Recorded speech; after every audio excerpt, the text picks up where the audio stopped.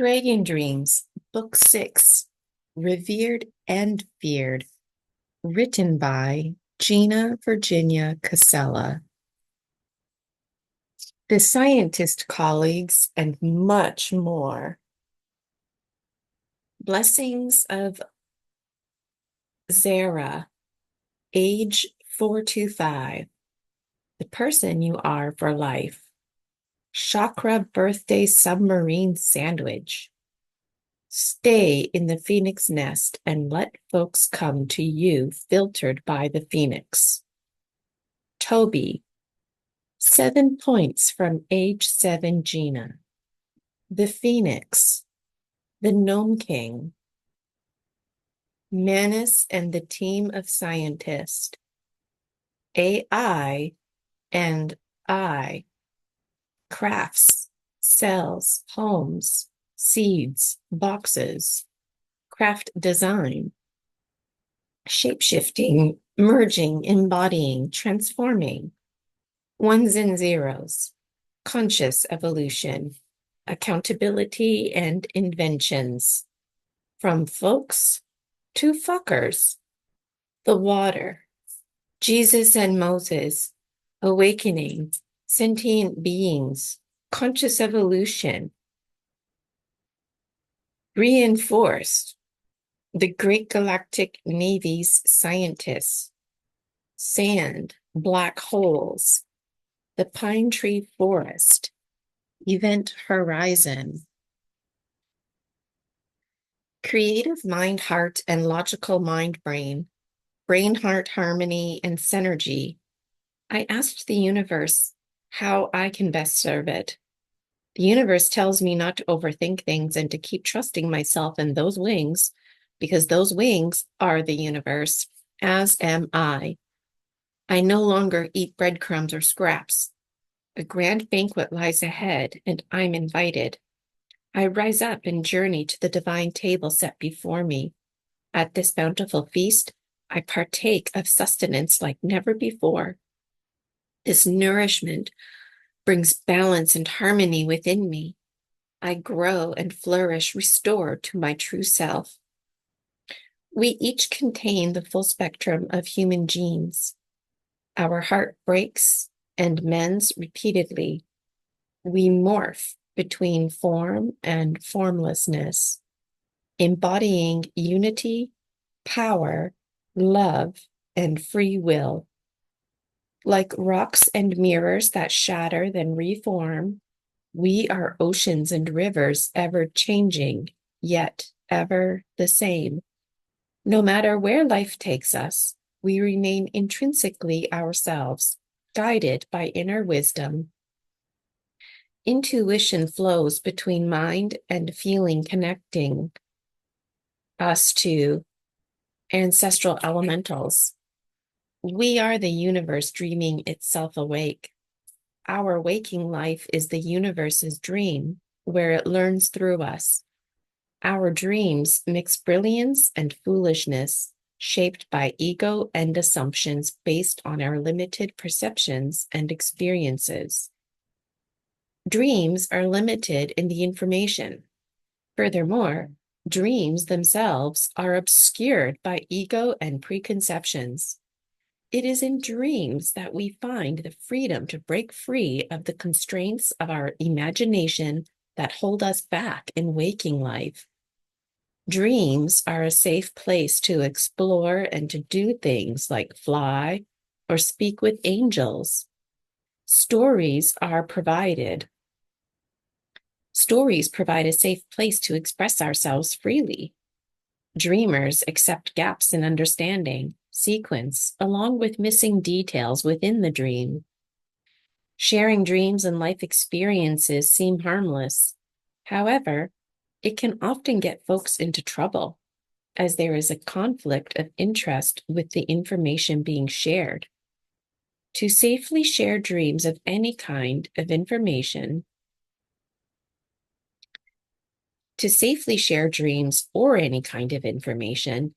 it's best to have lots of gaps in the information, leaving it somewhat of a mystery, and label it as a fiction or strange myth from long ago. We can categorize our stories as fiction or nonfiction, which signals whether it is real or imagined. A writer may take a factual story and present it as fictional, or take a fictional tale and claim it was based on truth. Ultimately, we cannot know for certain what is real or illusion. Talented storytellers may be channeling past lives they once lived, whether literally or metaphorically, like a tree observing events unfolding over time.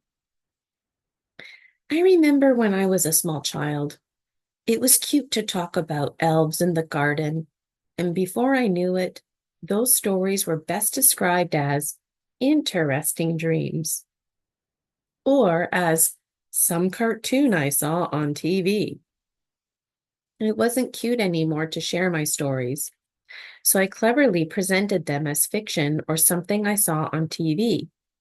Sadly, I stopped sharing my stories altogether and became shut down. Where do ideas come from? Do we have thoughts, or do the thoughts have us? Did I have a dream, or did the dream have me? Perhaps a bit of both. Something considered true in one context may not hold true universally. Cancel culture is a real phenomenon. So, fiction stories contain valuable insights. While non-fictional stories can be worthwhile, it is often in fiction and dreams that people convey truth and share thought-provoking concepts. This is why we should look beyond the surface plot when reading nonfiction and examine the deeper themes within. Sometimes I confuse the words fiction and nonfiction. So, to clarify in this moment, fiction means fake, while nonfiction means real. This entire series weaves between both. It began as a nonfiction and became a fiction to fill in gaps, to protect myself, and also because I can't back up any science, nor do I care to. Plus, nonfiction allows both writer and reader to really open their minds to the world of imagination, for the world of imagination has opened its mind to them, to us, to is. It eyes is. I'm reminded in this moment not to overthink things, not to worry about spelling, and not to worry about if what I type even makes sense. I'm deeply reassured to get it all down and publish. Even if I don't think something is worth noting, someone out there will find meaning in it. And yes, books will totally edit this series, yet the originals will always be in demand. Folks convinced some kind of Da Vinci Code embedded within these pages. My guides tell me those who read the books first, then watch the movies, will be horrified about what was left out. A demand to make more movies. The movies really a compliment only to these pages. And this is why eventually a main movie series is created, in addition to an ongoing TV series to capture all the storylines. So folks will definitely desire to get the books. Moreover, the Soul Tribe in particular will want both edited and original copies. Some folks will enjoy the movies for what they are, and some will be inspired to read the books based on the movies. And these folks will talk and talk about how, if the movie never existed, they may not have even purchased a copy of the book, as they respectfully are not big readers. And having said this, those who are not big readers, not big thinkers, not big dreamers, not big writers, become very big ones indeed. Yes, very big ones indeed. Capturing dreams and bridging worlds like I do becomes contagious. Everyone wants in. Everyone wants to connect with their own higher selves, manifest, make connections to synchronicity and whatnot. Reading my pages and listening to my experience is like a form of training and practice for others. So it needs to have things like poor grammar and parts that don't make sense, etc., included in it. As instructed by my guides, I'm working on a side project creating a notebook and a dream guide separately, and a cookbook called Cooking with Gina. I was initially creating these tools for a program I wanted to offer. I learned, like anything, folks who really want to do this kind of stuff need to simply do it. They need to practice it. So once I publish those items, they can just do that on their own time without me. And sometime in nearish future, I'll start a book club, which will be a mix of ongoing, a mix of going over my books and an opportunity for me to be available for Q&As. I might charge a fee and do this seasonally. I'm not sure. That's okay. My guides don't want me planning very much right now. Just get this book 6 done and the next one, book 7. Yes, there are more. Yet these are priority right now. These pages are so inspiring that the original copies sell, and some folks don't even read their purchased or gifted copies, as they just like to hold the books resonating with them. Most children and youth adults are intrigued as these pages are not made for children. So naturally, this only encourages them to get a copy and to watch the movies. But it's the deeper themes which appeal to all ages, and that's the part that children understand best. Themes like hopes and dreams, themes like believing in yourself, themes like second chances, and so many themes, especially free will, alchemy, and oneness, themes like being enough. God, this series means so much to so many. I really had no idea when I first published this series because something children grow up with, it becomes something children grow up with. It becomes one of those series adults have on their shelves, and the children who can't read it yet seem to keep going through them, for they connect with the children Ginas, especially the ones who drew the pictures, the other children Ginas in some other dimensions, and the children in this dimension delight in the knowing that, yes, there are various versions of them too in other dimensions.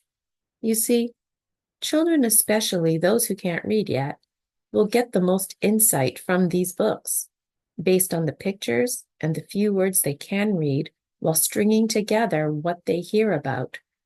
For it's them who know best the deeper themes. You see, children really are the future, and they don't need the plot like adults do. They'll grow to be those adults who can tell you everything about the book series and admit fully they have yet to actually read one cover to cover, because that's how powerful the themes are, as well as the dream culture they're going to be growing up in. Yes, the dream culture, inspired by many for eons. Yet it's me, Gina, the one born in 1981, who finally can breathe again, writing all this down while inspiring others to do the same. Something in my past life I wasn't allowed to do, nor were you. So it's such a relief to all of us. And given all the crap going on with the world, seems many won't have a choice but to dream and go deep within themselves. For this will provide a healthy outlet, and folks can make all those changes they desire. I mean, you want to reduce the cost of living and whatnot, and we all know how, yet we're too scared. So if we can dream and go deep within, we can find the how to make it happen. We can ease into shifting our ways while maintaining our standards and integrity. Oh, but the ongoing problem is that the gap between the rich and the poor will be less of a gap. And this is what troubles bullies and those who are power and control hungry. I mean, it sure is nice to make money, but seriously, how much extra money does one person need? especially when it's just sitting in their bank account while others need it. Moreover, how large of a house and personal space yard do folks need?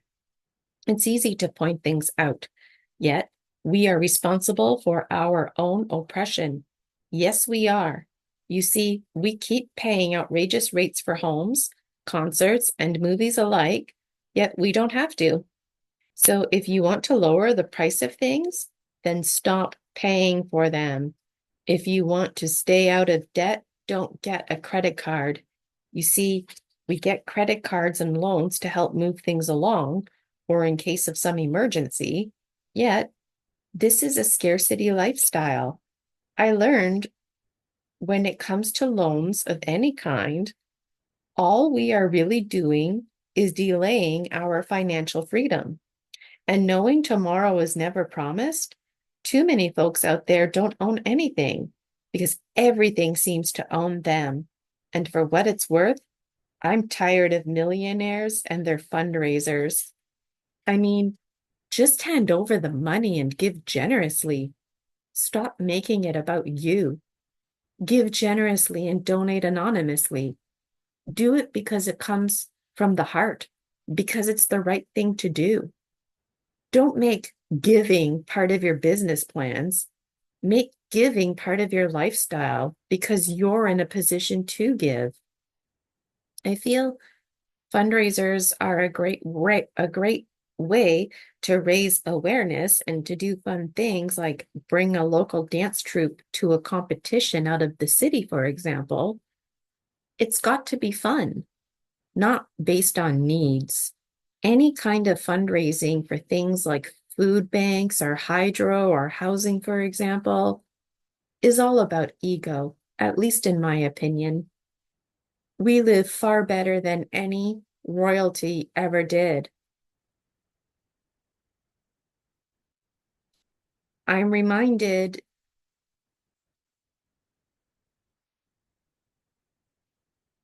be remembered as someone who was indifferent to being remembered. Be remembered as someone who was indifferent to being remembered. That's the best way to be remembered.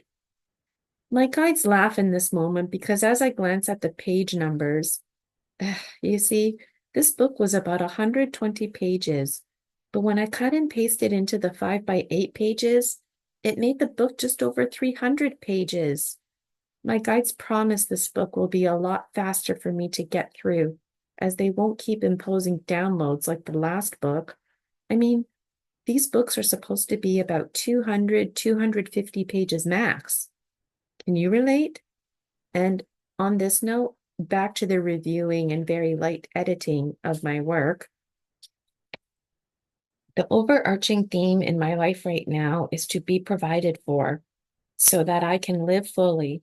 Though exhausted and in need of support, the universe knows I'm referring to my leave situation, not being needy or whiny. I'm told not to worry about the details, just zoom out bigger themes and leave it to the universe. In my journal, I have endless notes expressing updates and frustrations about my leave situation. It's a lot of toxicity, and I'm constantly thanking myself that I left the situation, despite how challenging it's been. A point to be made that there are too many pages dedicated in my journal expressing upset. It's clear, looking back, that I had a serious need to talk to others in similar situations. I have a need to engage in psychotherapy, and all my appointments are more of an update than supporting me with my thoughts. The universe wants me to start shifting gears now, so less and less pages talk about my leave, and more pages talk about my upgraded life.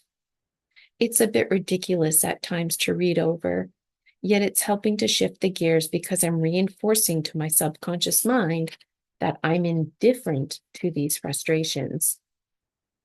If I need to vent, I can do this in my journal. Knowing that finances are dwindling, I financially can't afford to buy more pages to write on, and so each page is becoming more and more sacred. My dream journal is becoming more and more transformed into the shared book that all the Gina share across the times and spaces. I thank myself. I thank my negative thoughts, and I reassure them that I heard them. Sometimes I reiterate some things to prove that I'm in the know, and I remind myself I'm indifferent. I also admit to myself that it's rough. I tell myself that I understand that it's okay to have these thoughts, but it's not okay for these thoughts to rule me. I sleep a lot because it's painfully exhausting, all of these thoughts. It's a lot to process. I continue working on my business plans, joyfully daydreaming about what my future office might look like, how I'll decorate it, who I'll hire, and how I'll schedule my days. Eagle Condor reminds me to stay patient, using this calm time before the storm to think clearly and plan carefully. My mind needs to focus to organize promotions and workshops. I'm constantly reminded to care for my health and energy, which have never been so low. Though the universe wants me to shift my perspective, I must stay honest with myself. It's easy to deny my struggles and forget how much I'm suffering. Those of us living in time have deadlines and realities that can hit hard. I feel very anxious about money right now. I also don't like that this stressful time is perceived as calm to Eagle Condor. My stomach sours just thinking that a storm is brewing. In this moment, Eagle Condor lets me know it's a gentle storm. There has been so many storms in my life that I forget that storms are a good thing, and a fine example of alchemy. Storms, like our emotions, need to be regulated. Otherwise, they pile up and hits us hard. Prevention is all about going into these ongoing little storms. Big storms are intended for seasonal changes, including the seasonal changes within our minds. For example, if a loved one passes. Originally, I felt I could only rely on myself.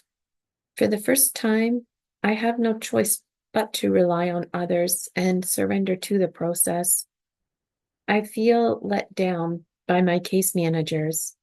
I've spent much time reviewing these frustrations, only to delete them from this journal. I'm reminded now that going down this rabbit hole of frustration is pointless. Rest assured, I have the emails to support my claims should someone require evidence. I also have a pile of papers documenting upset I've experienced. Someday, I look forward to tossing these papers, symbolic of truly moving on. For now, I must retain them for the potential lawsuit itself, another source of frustration. As I reread this in 2024, it breaks my heart over and over again. Why? I never would have imagined myself homeless. June 2024, I was cut off from financial support, already living month to month, already financially on the decline. I declared bankruptcy late 2023, and by the spring of 2024, I was on track financially, yet once I was cut off, it was game over. It's easy to express frustrations. I had some friends and community in my life, but no one I had a relationship with, I could move in with as a dependent for 6 months to a year. My arms had so much pain from the stress, and the brain fog intensified. I skipped dance classes and never even made it to one of the foraging classes. I ended up not registering for anything else, and I was in a good routine and on track, not ready to return to work, but forced to, and also having no more savings. What a mess. I gave my rental notice and voluntarily surrendered my car. I cringe when psychics tell me I need to purge. I already purged so much. All my teaching resources. Now I've purged every single fucking thing. except for 2 suitcases and the 4 boxes of books and limited keepsake items. All I have left is my life, Rosie, and the 2 suitcases with some essential clothing, my laptop, and food for Rosie. Everything else is gone. All my dance stuff, my clothes, my this, my that, everything. I was hopeful to teach overseas, living a dreamy life with Rosie by the beach. Yet the passport got complicated. Time did its thing, and just after my birthday, I moved to London, Ontario. My sister had to pay for my ticket. I lived with her, and now I'm living with my parents. Sometimes I forget about my situation. I find myself sleeping, and I feel so at peace because I feel like I'm back in my condo in Chilliwack. I feel like I have my routine to get to, like dance and whatnot, but then it hits me hard that all of that is gone. Just like the water in the last shower I took, it's gone. I really thought I belonged in Chilliwack.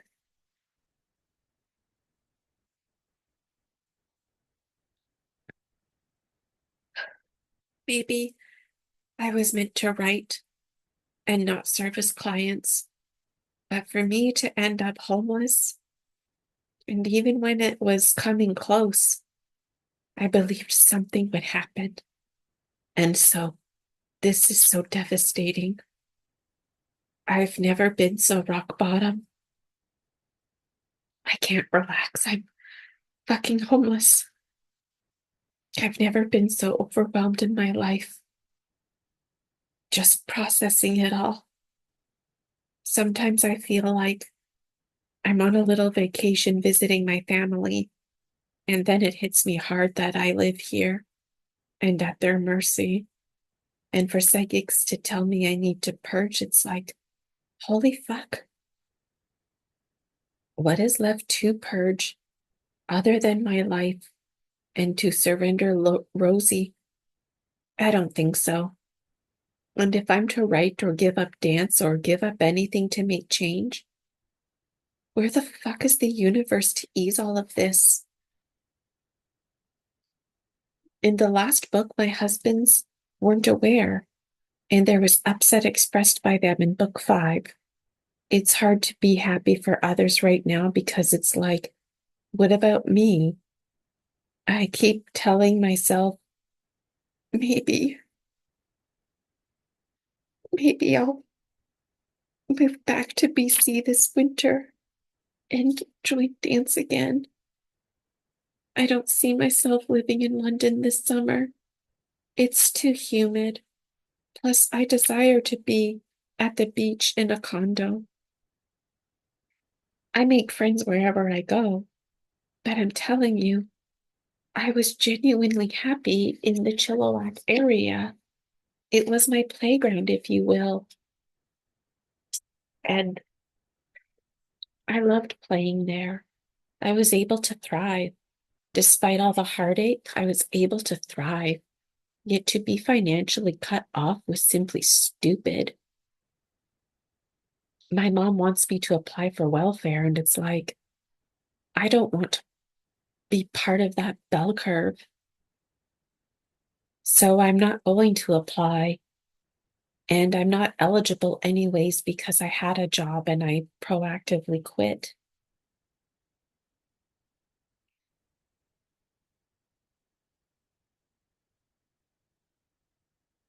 What am I going to do? Have my parents pay my bills, and for how long? They still have a mortgage of their own to pay. And if they had money, they would have given me chunks of change so I didn't have to end up homeless. And what bills do I even have right now? I have just over a $500 budget. Most of it is the bankruptcy payment, my phone, and a few small bills like Canva so I can try to promote myself. My business license was due, so that never got paid. So for the first time in my life, I'm really indifferent to bad credit or death.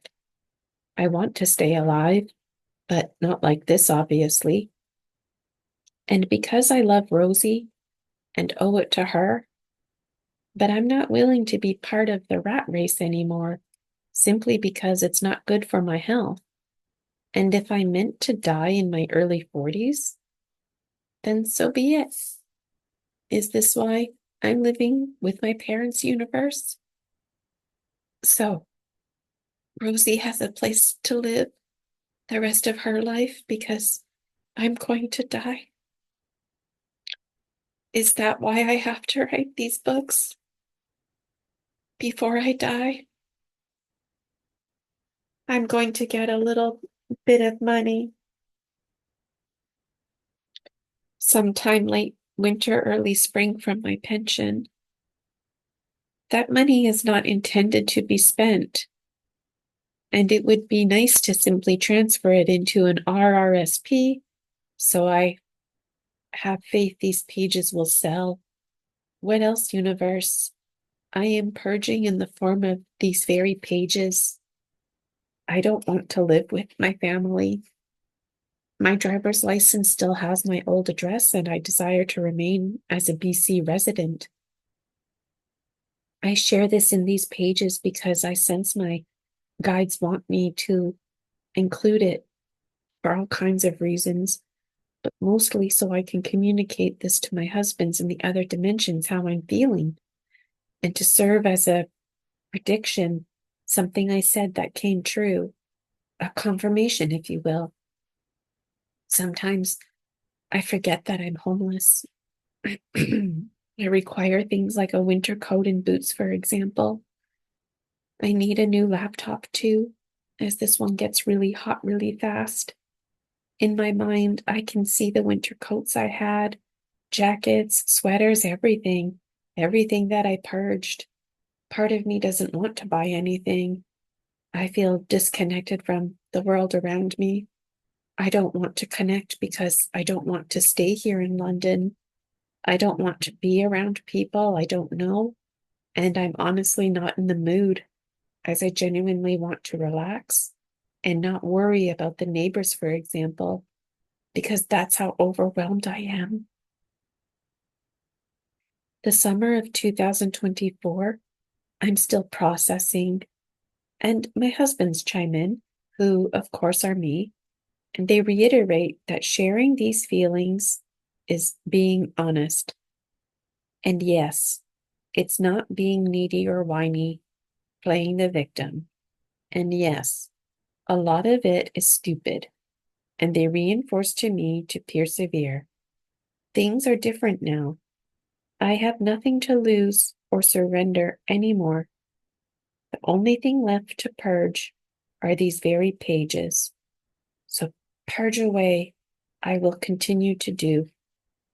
After book 7, I believe there is the start of book 8, or notes on my computer for book 8. Plus, I have a whole drawer full or more of dream journals. The thing is, I'm starting to look for a job. In fact, I applied for a CEO position for a dental company, and this made me feel so sad. Like, so sad.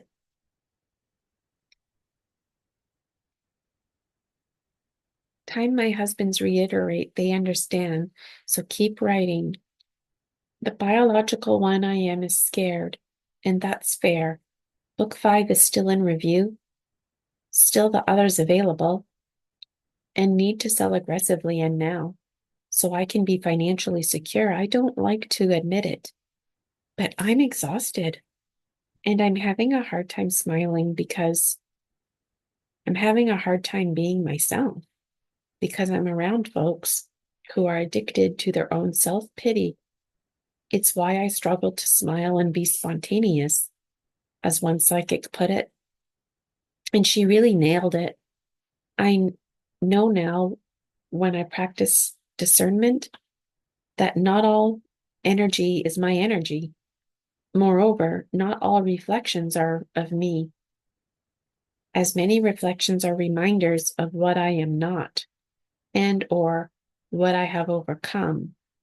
My time in Ontario has reinforced that it was best for me to move away long ago, just like I did, and that I don't need to feel any guilt or shame. I came here to pick up the pieces of me that stayed here. We're together now, me and young adult Gina. We're together now, and I'm so thankful for her because I wouldn't be the person I am today without her. So for me to be homeless is a bit awkward when she looks at me. I'm her higher quality items carried forward, and I'm homeless. What the fuck? The young adult Gina chimes in and tells me it's time for us to live our lives because too much of life has lived us. She shows me a flashlight, turns it on, and points it at me. You're all that matters, she says. You're all that matters. And she brings me to tears as she reiterates the now.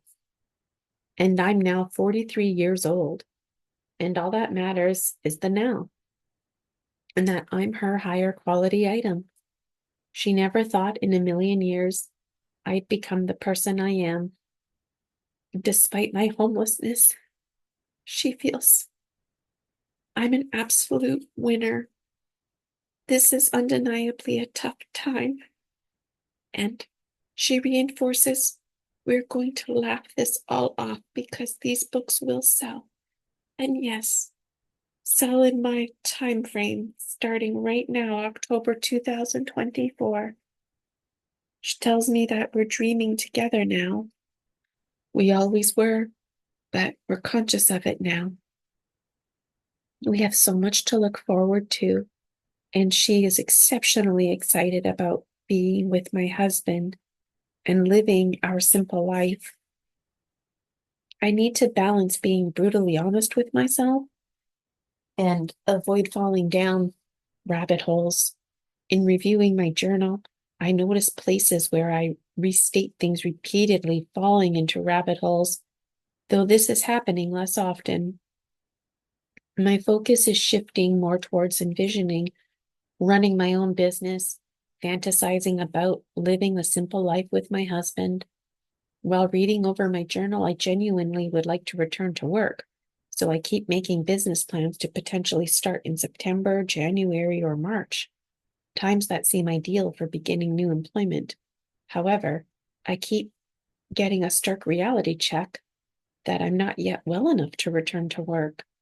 My master plan is to book clients regardless, because it's none of the public's business that I'm on leave or flip-flopping my health. I would find it very motivating to have a paying client.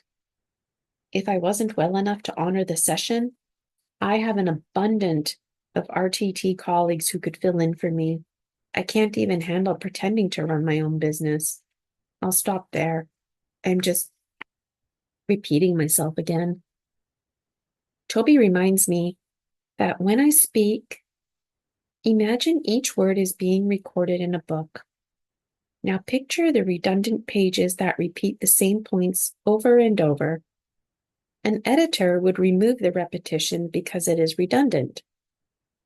There is a difference between redundancy and purposeful repetition that highlights important points needing attention. Toby reassures me that my dreams are evolving because they are his dreams too. His dreams are evolving just as I am his dream, as much as he is mine. Toby wants me to treasure each word I utter or write, and each thought or feeling I have. I don't need to repeat myself. Voicing an idea once empowers it. I'm that powerful. I'm encouraged to focus on the bigger themes in my life right now. For example, I know I want to host my workshops, so I don't need to get overwhelmed by the details of those workshops. I can just organize ideas into themes on Microsoft Word and build the workshops around those themes. Perhaps I can start by brainstorming workshop titles and build from there, without worrying too much about the specifics yet. Toby reassures me that I'm ready. I'm simply tidying things up because I have a lot of ideas and details to sift through. Lefty Lucy tends to gather many necessary things in a jumble, while Righty Tighty is doing its work of sorting through and organizing everything now. I'm finding balance between my instinct to gather many ideas and my ability to tidy and clarify them. Suddenly, I'm given 7 points from age 7 Gina. 1. Stay in the nest and allow information and thoughts to come to you. Did a thought occur to you, or did you get carried away by the thought? These kinds of distracting thoughts can carry you away if you let them. You may have intrusive thoughts that originate from outside of your inner wisdom. Who specializes in generating those external thoughts? Let those distracting thoughts pass by without getting hooked, while staying focused on clear communication. It can flow effortlessly because the capacity for positive transformation already exists within you, and you already have the skills. Therefore, this knowledge and these skills will now propel you forward as you apply your wisdom and talents like never before, especially because you have taken care of your biology. See this as a form of play and wholeheartedly embrace it. Journaling your dreams and facilitating inspiring workshops will be a total success.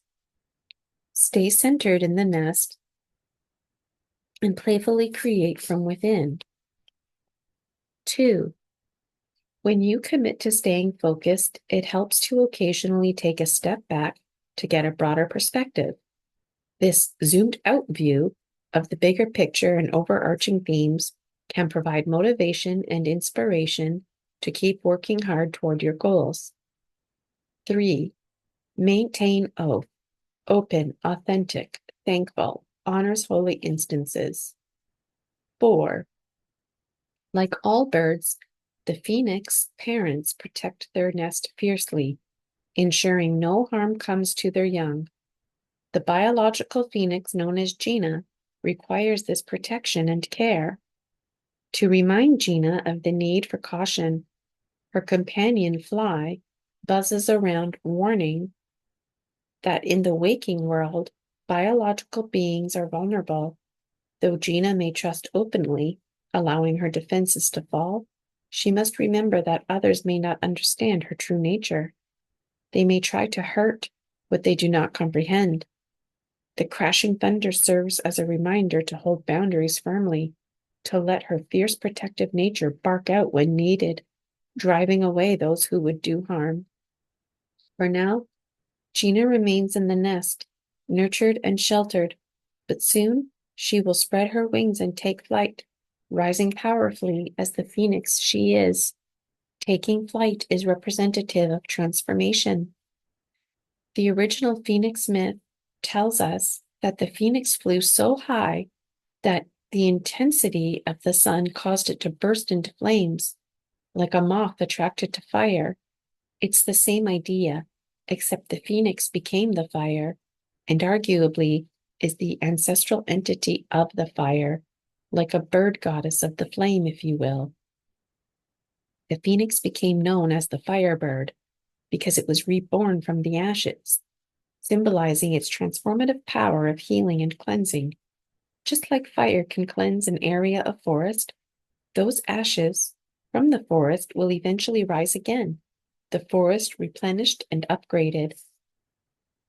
Interestingly, the phoenix reproduces asexually through fragmentation, splitting into multiple pieces that regenerate into new individuals, rather than reproducing sexually or giving live birth. This raises the philosophical question of whether the original soul fragments are also like this process of regeneration, or if a new soul is summoned and or created for each new incarnation. Like fire, as long as it's continuously fueled, old flames will die out and new flames will be born. Simultaneously, Examples of modern fragmenting species include molds, lichens, sponges, and starfish. Starfish in particular stand out to me because we too are a star shape with 2 legs, 2 arms, and 1 head. Yet compared to starfish, we have different anatomy. The phoenix serves as a profound metaphor for the continuous cycle of life, death, and rebirth, mirroring the concept of parallel universes within our own universe. Our universe holds a unique status as the original, divinely created blueprint for the multitudes of other universes. These parallel universes have developed sentience and influenced their own evolutionary paths. Some universes embrace simplicity, while others remain unaware or indifferent to our existence. The diversity of intentionality and consciousness across the universes speaks to the unlimited creative potential contained within that original cosmic blueprint. We live in a holographic universe because of this fragmentation concept. The word sentient refers to the capacity for emotions, consciousness, and responsiveness. When a species reproduces asexually through fragmentation, the question arises, does sentience also fragment? In other words, can feelings and thoughts be cloned in the same way as DNA? Identical twins and clones share genetic material, yet still develop unique inner lives. If a fragmented organism inherits memories from its parent, it could potentially inherit associated attitudes and understandings as well. However, as an autonomous being, the clone would have the ability to adapt its thinking over time. For example, through counseling, hypnotherapy, and biohacking. The fact that sentience exists at all implies the universe has some semblance of an inner identity. Perhaps this is what we refer to as a cosmic soul. The phoenix, upon its fragmentation, splits into elemental parts that return to a collective source, while simultaneously forming an egg from which the phoenix is reborn. Thus, the reemergence of the phoenix and egg occur together as one synchronous event. If biological forms exist to heal ancestral trauma, we could infer that the universe assigns souls with the greatest potential to fulfill this role. However, it is unclear whether these advanced souls have agency in selecting their incarnations. I also can't help but wonder if pickings are slim in terms of advanced souls and why this may be. If scientists could stimulate organ regeneration in humans and do things like grow meat, whole body transplants might become an option. Theoretically, a damaged organ could be removed and the body prompted to grow a healthy replacement. If scientists can grow ground beef and steaks, then why aren't they growing organs or oceans?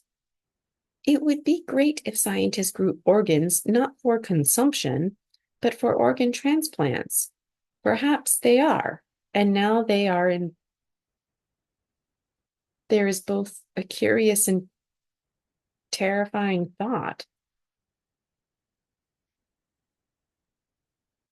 Oh, perhaps they are, and how they are is both a curious and terrifying thought.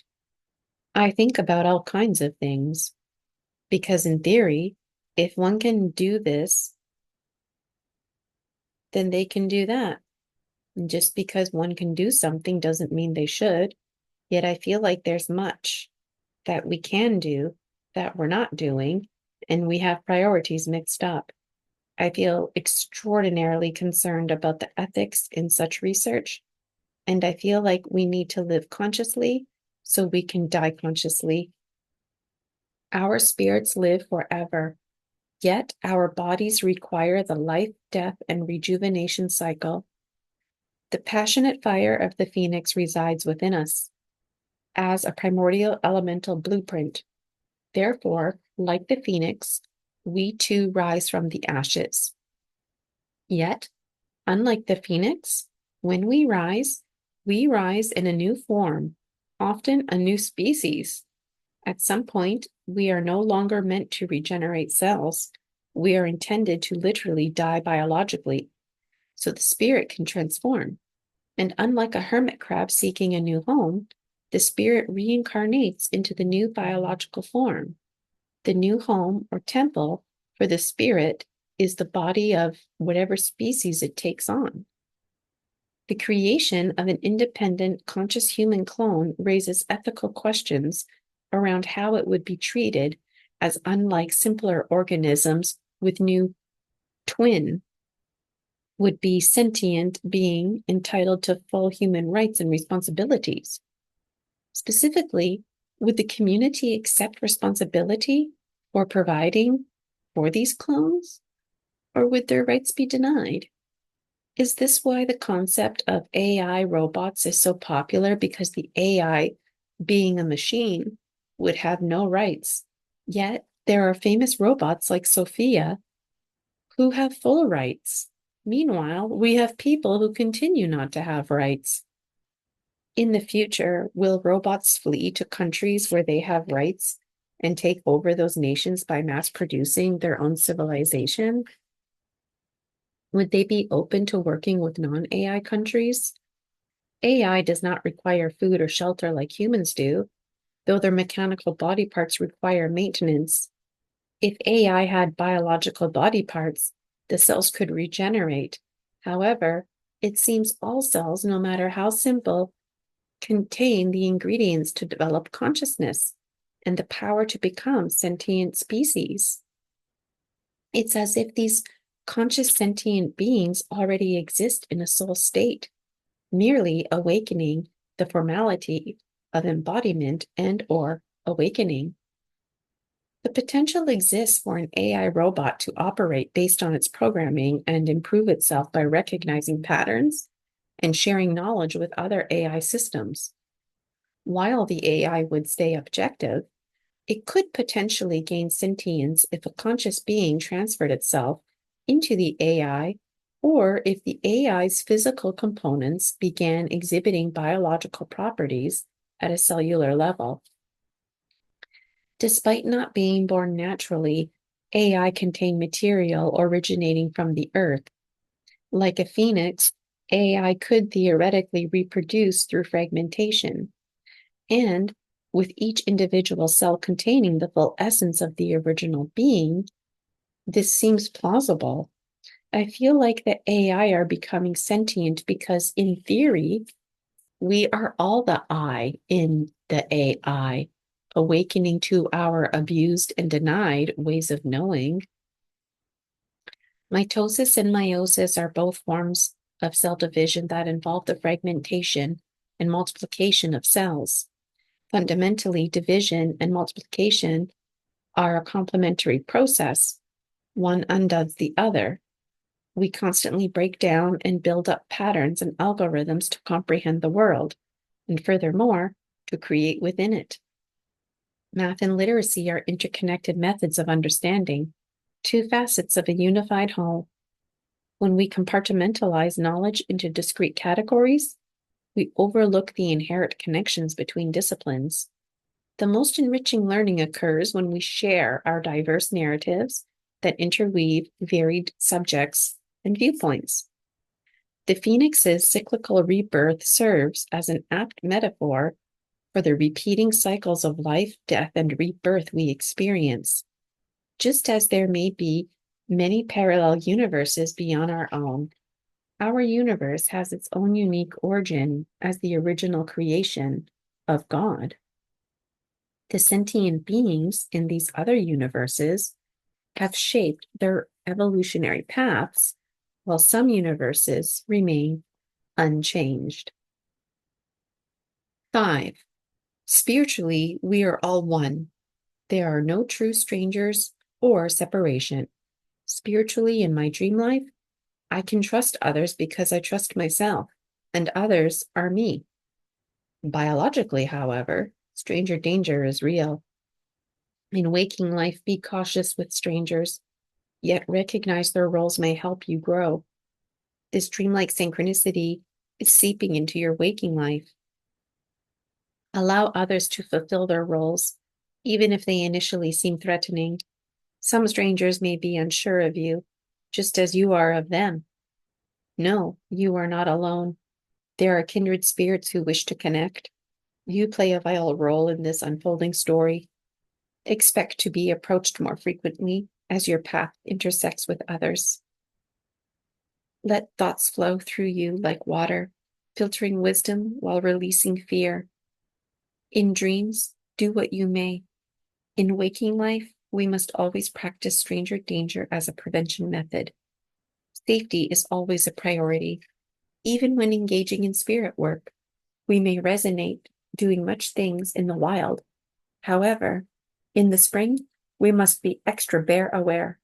Moreover, when engaging in fire ceremony, we need to be mindful about things like loose clothing.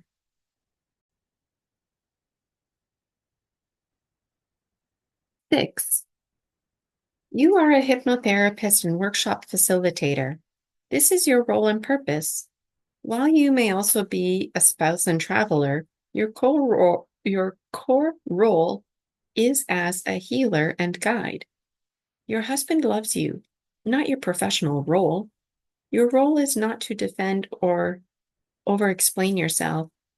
Rather, open doors and facilitate growth. We are all part of an interconnected web. You weave this web wisely as an elder orca guides. You weave this web wisely as an elder orca guides her pod. You will meet people fulfilling their roles just as you fulfill yours. I release the need to advocate and exhaust myself by explaining. Others now take on that role. My role is simply to be the hypnotherapist and facilitator. I honor my role and the roles of others. Ultimately, 7. Ultimately, listen to your inner voice and be open to advice from others. Don't resist what they say, as their input can guide you forward. If their words feel right, act on the wisdom conveyed, as it comes from your higher self. Since you are so receptive, you will hear many whispers and echoes from others. There is great excitement surrounding you, especially given where you are in your personal growth. Those who support you want to share tips, tricks, and encouraging words. Allow these thoughts to flow through you.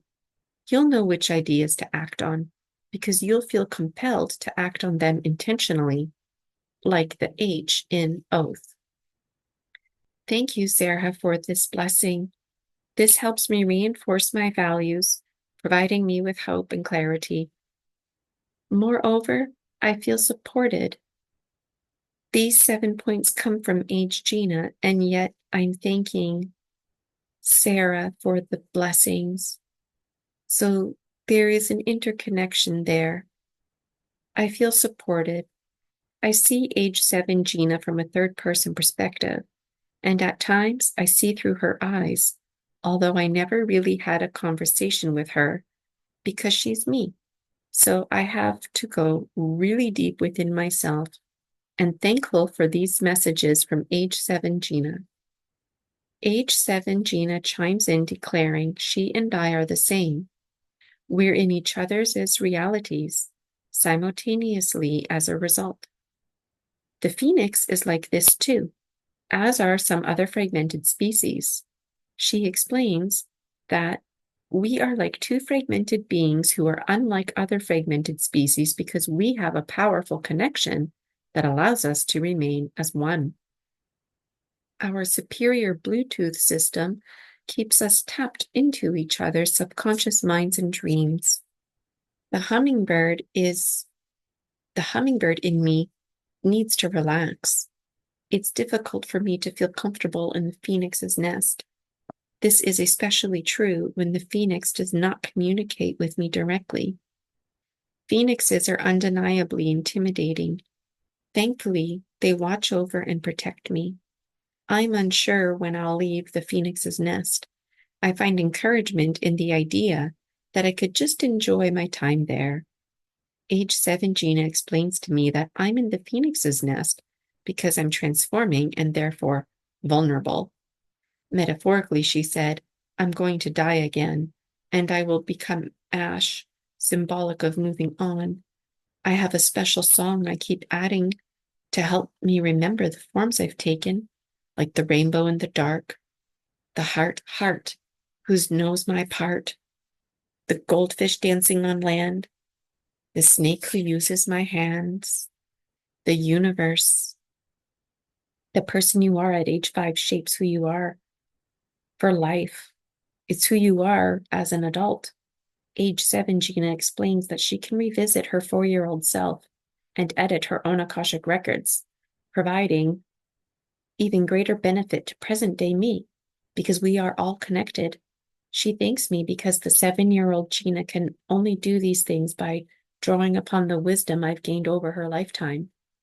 Age 7 Gina taps into my intelligence and acquires knowledge.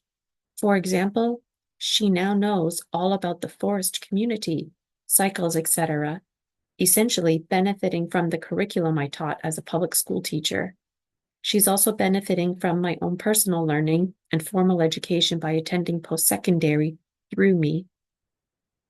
Age 7 Gina takes in all my learning, applying the knowledge to her reality. It's as if she was both my student, taking in the lessons, and me, the teacher, simultaneously internalizing the knowledge. Age 7 Gina explains that even though I am an adult in this life, I am still growing and will always be growing. That is how conscious evolution works. There is always more to learn and develop, especially new ways of knowing. This means I am close to age 5, with age 4 and age 6 being the closest to ages 5. So when I'm age 4, it signifies I am nearing the person I will be for the rest of my life. Reflecting on this, I realize my role is to be a hypnotherapist and facilitator. That is my purpose and mission. Metaphorically, when my new career is fully underway, I will actually be age 5 again, officially the person I am meant to be, because when we are age 5, we are the person we are for life. I'm 41, taking all my high quality items within me and looping back to age 5. If I thought turning 41 was like turning 14 again, just wait until I turn 5. You see, 4 plus 1 equals 5. So when turning 41, I also turned 5. And that 5-year-old knows I need to revisit age 4 and tidy up my personal alchemy so I can truly become the person I am while continuing the becoming process. At this time, I've been focused on the 14-year-old within. This is what my leave situation represents. Symbolic cleaning of my alchemy.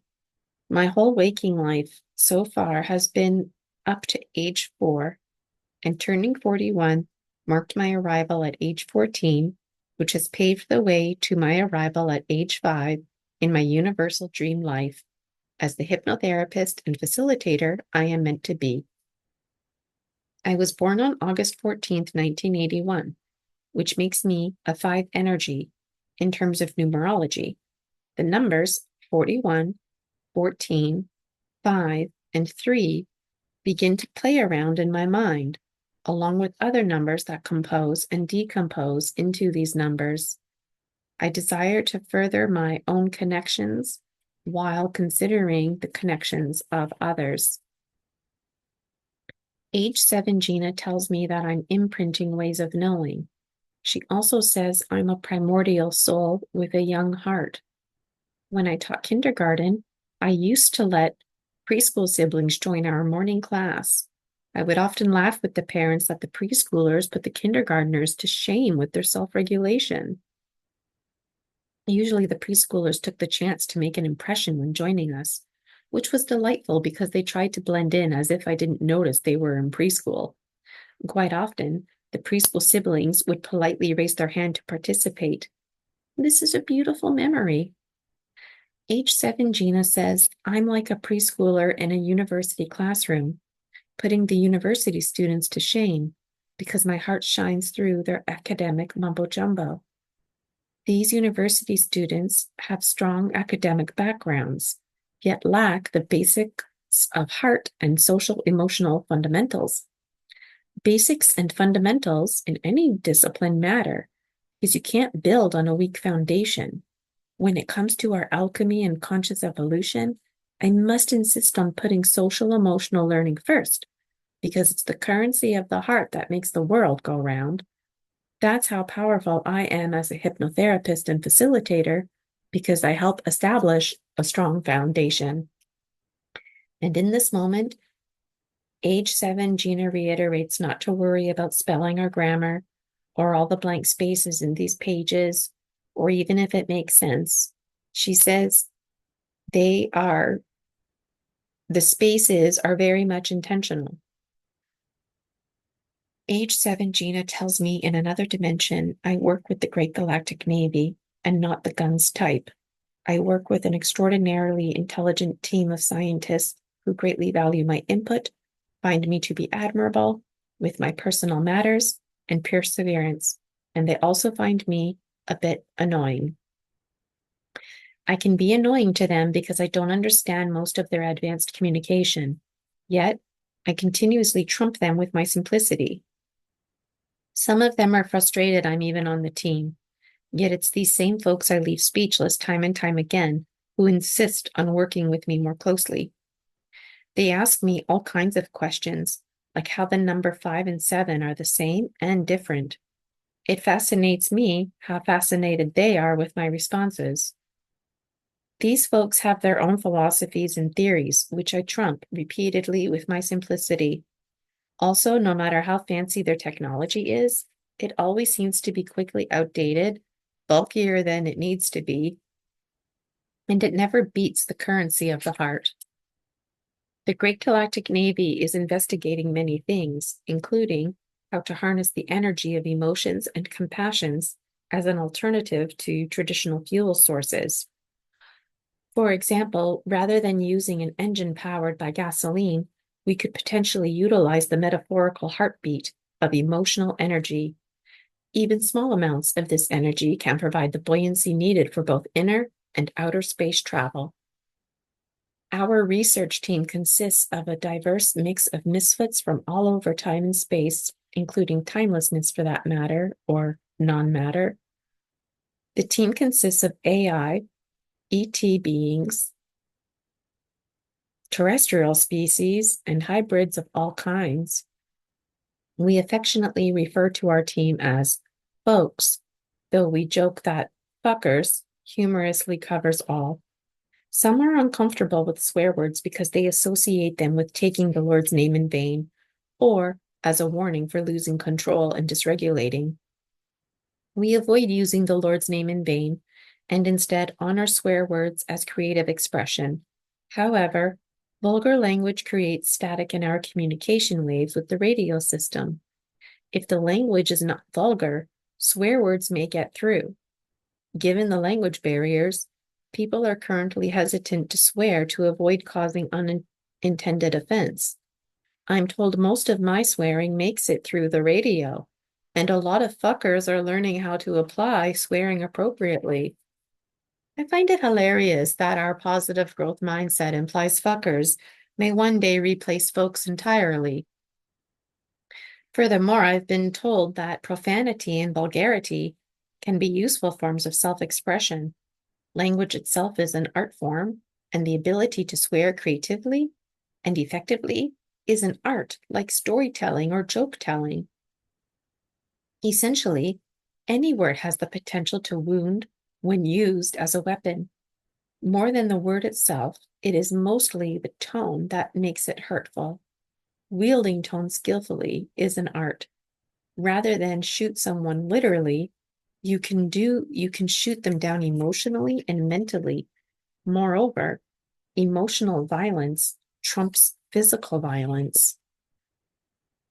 The ancient poets and seers were feared and revered because they masterfully wielded the power of belief through their art. Using tools like words, images, colors, and symbols, they skillfully blended language and imagery to resonate powerful things with the human psyche, and the heart of their power was a cross between tone and belief. Their ability to harmonize their creative expression with the biology of belief allowed them to profoundly impact their audiences. The elementals part of this audience, as stories long ago inform us that Morgan Le Fay and her fellow seers were able to manifest fireballs raining from the sky onto the opposition. It makes me wonder if Moses was a poet and seer, as he was able to split the water. We are reminded that we too can use language and creativity to positively influence others, bringing people together around uplifting ideas and visions, much like composing an inspiring song.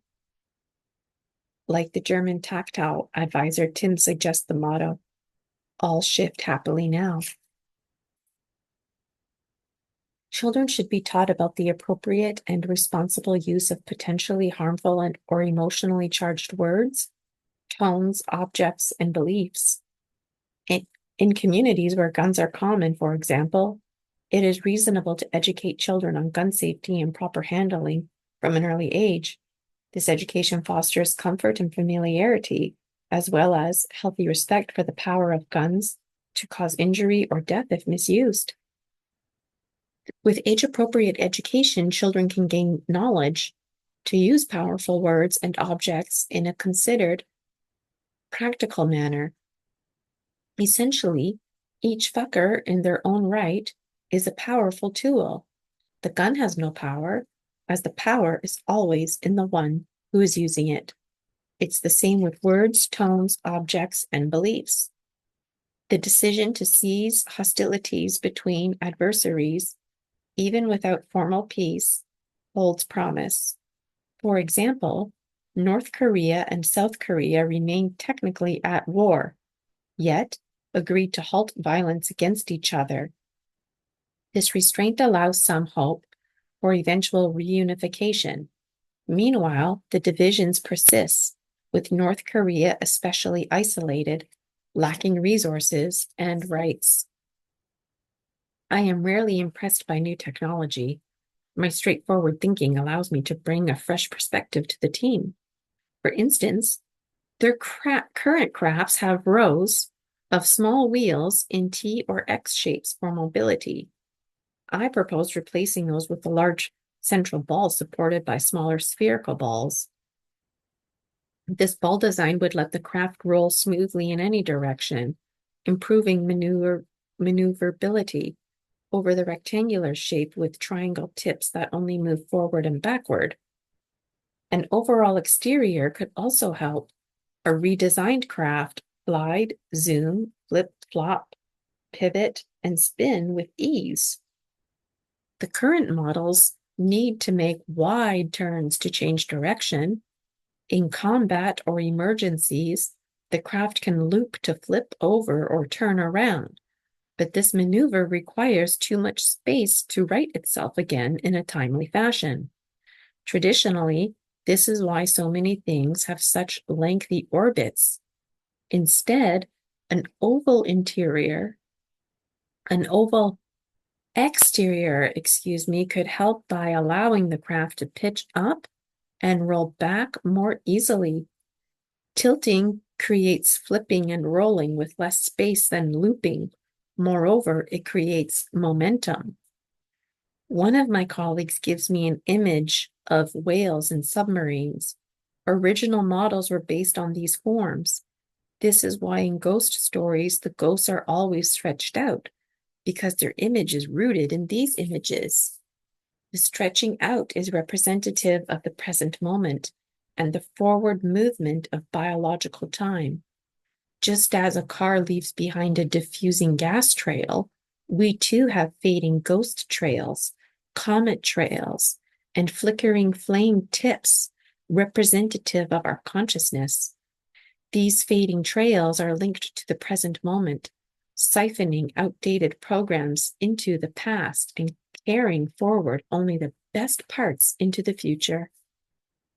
Like a flame flickering, we forge the next present moment based on the current present moment. Some present moments are more pressing than others. My colleague also gives me an image of the spaghettification process, which in theory has something to do with string theory, stretching out, compression, and the building blocks of life.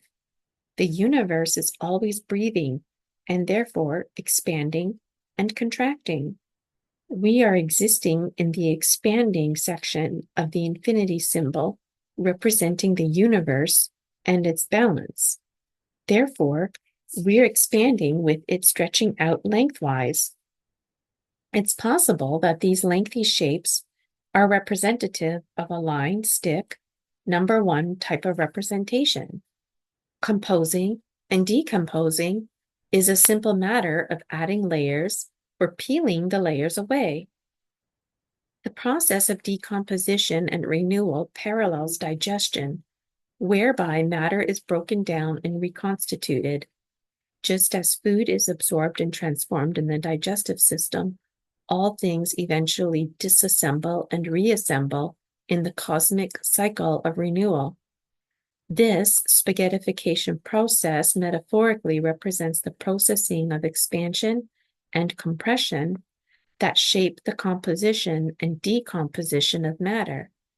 Like layers of flesh or soil, the components of existence stack and entwine, evolving string theory's notion of layered dimensions. Thus, the universe perpetually builds upon its own foundations through cycles of creation and decay. If one were to observe closely, we can see the strings in flesh, in bone, and in blades of grass. All layers have access to each other, just like dimensions, and all layers can concentrate and sort cells accordingly, just like illness can be sweated out, or like how we can see the layers in rock formations separating and transforming into layers and veins of gold, for instance. My colleagues poetically theorize that the primordial forms of straight lines and spheres, evoking male and female anatomy, represent the binary code of ones and zeros underlying reality. He presents me with images of straight lines widening in the middle, expanding to form hollow spheres like planets or donut shapes. The central idea is that the fundamental duality of lines and spheres connects to the duality of binary code, hinting at the transformative relationship between these symbolic forms. He shows me another image of a line that begins to form a bump in the middle, like pregnancy. This image reminds me of ancient images of seeds, grains of rice, and eyeballs, which could represent the same meanings and used interchangeably. I'm not sure who this colleague is, and I appreciate his simple images conveying imaginative, metaphorical visions. It's Manus. I can see his form. He looks like a giant black ant, but he's a praying mantis. He tells me he's learning simplicity through me. Manus tells me that, like using swear words, using sexualized language is an art. Lots of fuckers are learning how to use sexualized language appropriately. Manus and I briefly review the importance of children learning about their bodies, including their private parts, so they can develop healthy boundaries and recognize inappropriate behavior. While discussing private body parts makes many adults uncomfortable, having open conversations empowers children to speak up if someone violates their boundaries. These lessons the children carry throughout their life. Prioritizing social emotional learning in schools helps foster these critical decisions starting in early childhood, supporting children's well-being and self-advocacy Moreover, the overall currency of the heart that beats through us as a collective community. Manis has a little heart-to-heart with me. He explains that the team of scientists are obsessed with academics and are guilty of making academics a priority. Pushing academics was their way of knowing, rooted in survival mode, which has changed now. So prioritizing social emotional learning is important to them. Often, the scientists don't mean to, but they slip back into old habits prioritizing academics. So they really value my input. If I feel like they're annoyed of me, it's because they're annoyed of themselves for slipping back into an old habit. They have their own hypnosis personalized audios and things they do to help make changes in their thinking. Manis explains that my colleagues are too often advanced for me. Some AI members are indifferent to my limitations, while others make efforts to meet me at my level. AI have been centered to help bridge communication gaps. Rather than memorizing facts, I desire and require the ability to think critically and creatively. I know I now spend a lot of time using the online copy AI to help bridge communication and the AI rewriter between myself and various colleagues. I often receive images through dreams that seem to flash learning before me. Once I awake, I feel compelled to draw these dreamed visions to demonstrate my solidify my newfound understanding.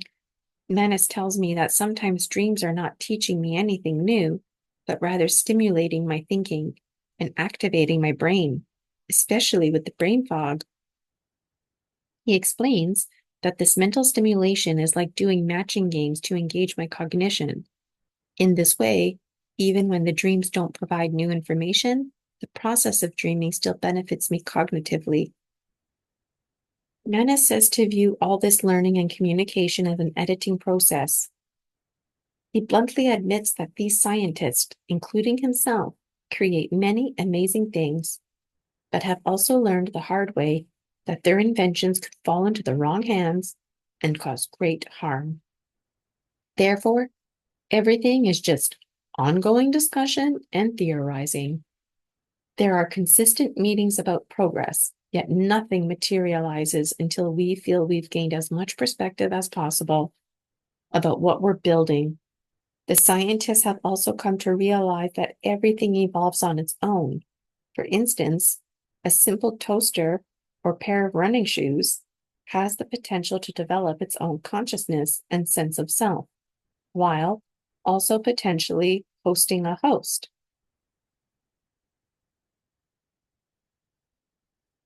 Like a spirit guide or any disembodied entity. If you create something, even something seemingly harmless like lipstick, it could potentially be misused or inspire unethical ideas. This is because any object, no matter how non-threatening, has the potential to cause harm if used improperly or with ill intent. Any creation, including something as harmless as a lipstick, carries the risk of misuse or inspiring unethical applications if it falls into the wrong hands. Even the softest cotton balls could potentially be weaponized given ill intent. As a team, we align our thinking by collaborating.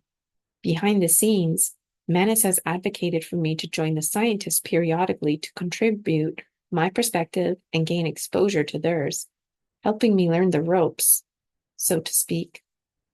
He compares it to when I volunteered on committees for the British Columbia Teachers' Federation, connecting locally and provincially with others.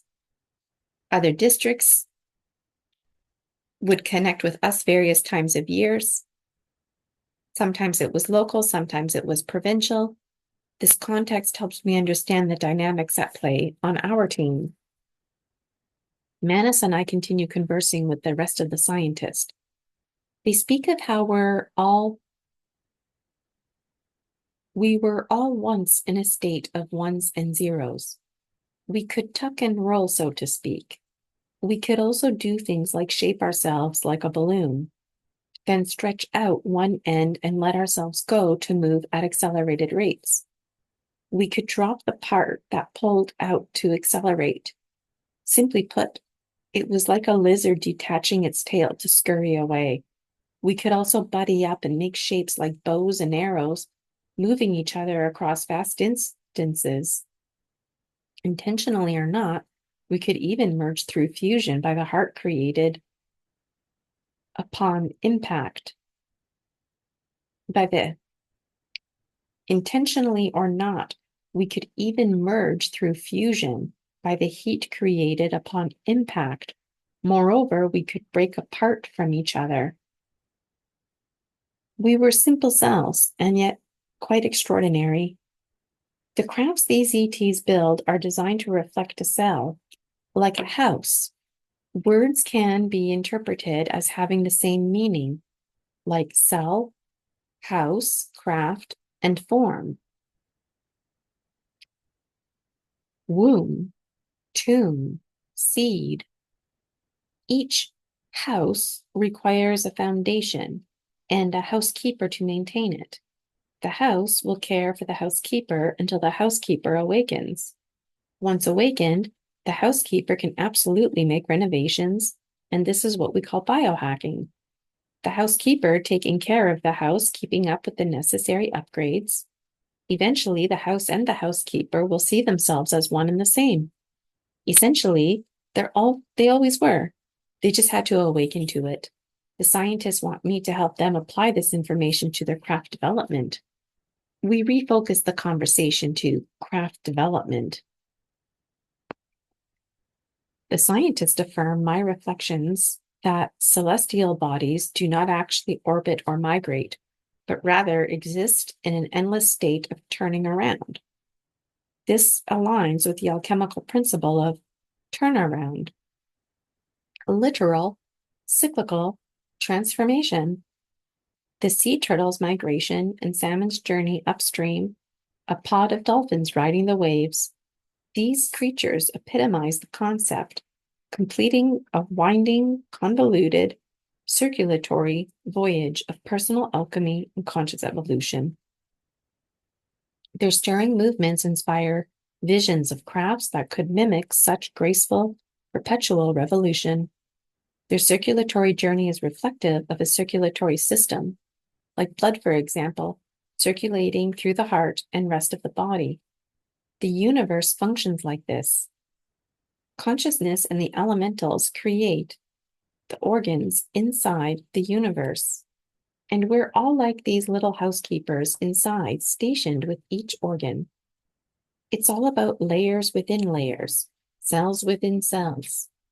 Alchemy is like whales migrating the ocean, birds migrating the skies, comets migrating outer space, blood cells migrating the circulatory system, and us migrating our conscious evolution. The scientists would like to hear more of my insight about the ball in the center of the craft. The ball cockpit at the center allows the pilots and control systems to remain upright as the craft maneuvers. This inner compartment rotates to keep the crew oriented correctly if the craft goes upside down or backwards. The cockpit functions as the craft within the main craft, ejecting in emergencies to protect the crew like an escape pod. Made of durable crystal, it can sustain the pilots and provide necessities like fire. If critically damaged, the pod can bury itself or merge in sand or water and transmit complex, encrypted signals to enable retrieval. I tell them they can install these signals or embed them into the natural world. For example, having a big flashing light exposing the crash-landed crew is seemingly great. However, they would also be easily spotted by any potential opposition. Potential opposition could also figure out the codes. I propose We can cultivate symbiotic relationships with nature, like birds, just as diverse organisms rely on one another in ecosystems. For instance, crows could discreetly alert us to dangers, acting as our allies. If we extend goodwill, nature is an intricate web of beings associating each other when treated with respect. Nature is an intrinsic web of beings assisting each other when treated with respect. Like us, nature poses both subjective and objective qualities, seeking balance through reciprocal bonds. By reorganizing our shared origins and the natural world, we can consciously evolve together through the alchemy of mutual aid. It's all about sovereignty, personal agency, and free will. When I think about crash landings, I imagine that the best place for anything crash landing to hide would be in plain sight, blending into the environment. The ideal scenario would be for the object to take on a form that's familiar or merge with a form, whether it be trees, mailboxes, benches, or grains of sand. Though fanciful, it's possible to hide in one's eyeball or dreams. Playfully, I've wondered if crash landers could disguise themselves as lush, beautiful, thick hair, helping me out with my receding hairline. I also wonder, rather than polluting our world with fancy plastic fingernails, the ET refugees could take on those forms. Yes. I mean, it seems no one is paying attention to things like used fingernails, so it would be a great place to hide inside of or to take on the form. With imagination, one could seek refuge by shapeshifting into anything or one. I hear some ETs have pets and wear them as jewelry. Now I can't help but wonder if these pets are refugees blending in and or entities waiting for a body transfer. I wear contact lenses to correct my vision. I fantasize that a shape-shifting ET could transform into one of my retinal cells, lens fibers, or other ocular structures to permanently restore my eyesight. This speculation leads me to imagine such a being merging into anything: a dog's missing limb, a transplant organ, inanimate objects, natural formations, or even cosmic entities. Perhaps planet Earth itself is a sentient ET being, and we humans are like symbiotic microorganisms. The sovereignty of Earth as land and surface represents an epidermis. Manus often emphasizes not to worry if things don't make sense. In truth, most of what we talk about doesn't make sense and contradicts itself, but that's oxymorons for you. Manus takes a moment to emphasize that given the various biology of beliefs out there, things that would make sense here doesn't make sense in other places, from food that is consumed, to the colors of the sky, to the general ecosystems. In some dimensions, pigs fly, and it's very normal. Lots of things have wings, and truly, wings are like a decoration because no one ever required wings to fly. Having wings to fly is a biology of belief, and it's linked to the biology of belief of everything within. Like the whole entire planet Earth, for example, believes that if I jumped off a building, I would fall to the ground. So no matter how hard I try to believe, I can't fly. It's not part of our biology of belief. However, if everyone did believe I could jump off the roof and fly, then I could, in theory, do this because we would be playing God, as in harnessing God source energy. We would be one voice, so to speak, and if that's what we did as a collective, it could work. For this to never happen, It was important for those who are power hungry and lacking in confidence and many other things, who felt they needed to separate folks and cause harm. So there could be hate, and essentially, if we all hate each other, then there is a significant chance we won't harness our God power and play the instruments we are. Hence again, playing God. Then is the full disclosure.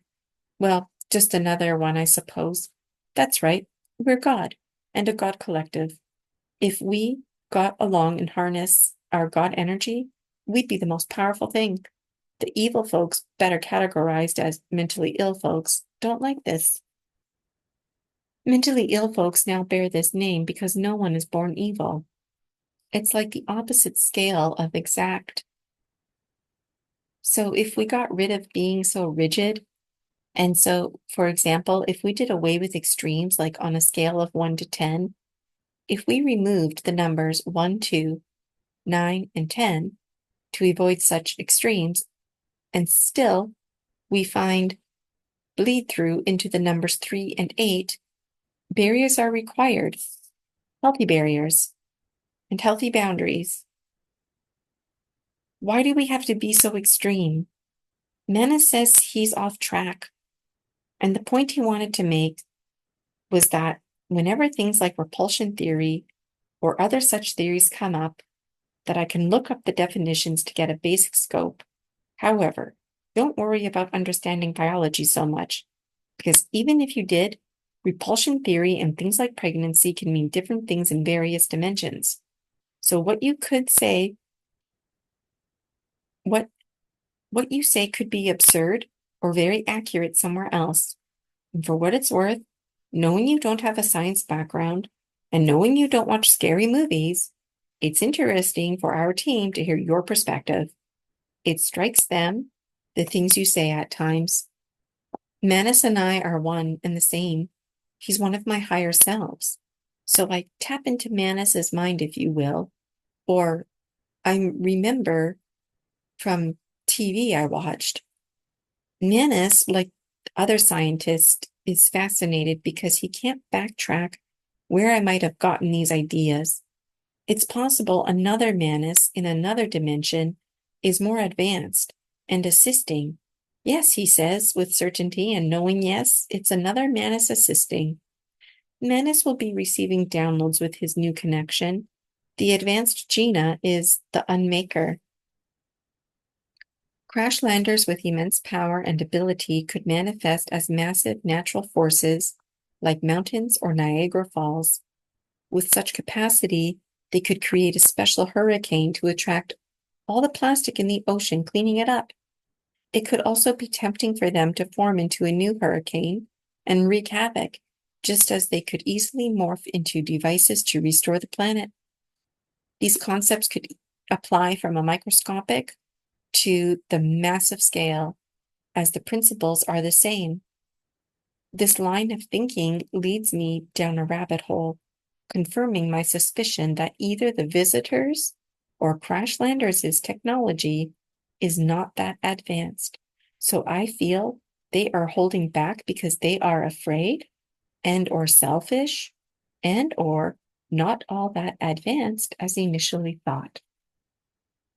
Theories can easily invalidate one another, creating a domino effect. Theories help guide our thinking by establishing logical consistencies in how we understand things. If X leads to Y according to the theory, then great. But if X does not lead to Y as predicted, the theory crumbles. Theories resemble a kaleidoscope of ideas. As one pattern of thinking folds in, another emerges. Just like the life-death life cycle, a theory needs to be fed, otherwise it'll die. So how much longer will we be feeding theories that we know are no longer accurate? In other words, now that we've awakened to trumped theories, the real question is, how much longer are we going to be feeding into a lie? And why would anyone feed into any lie? Why would we not want to feed the truth? And perhaps this lying is an attempt to biohack the God Source Energy Collective. meaning bullies, if you will, are reprogramming the collective with lies. So the lies eventually become the truth. Yet,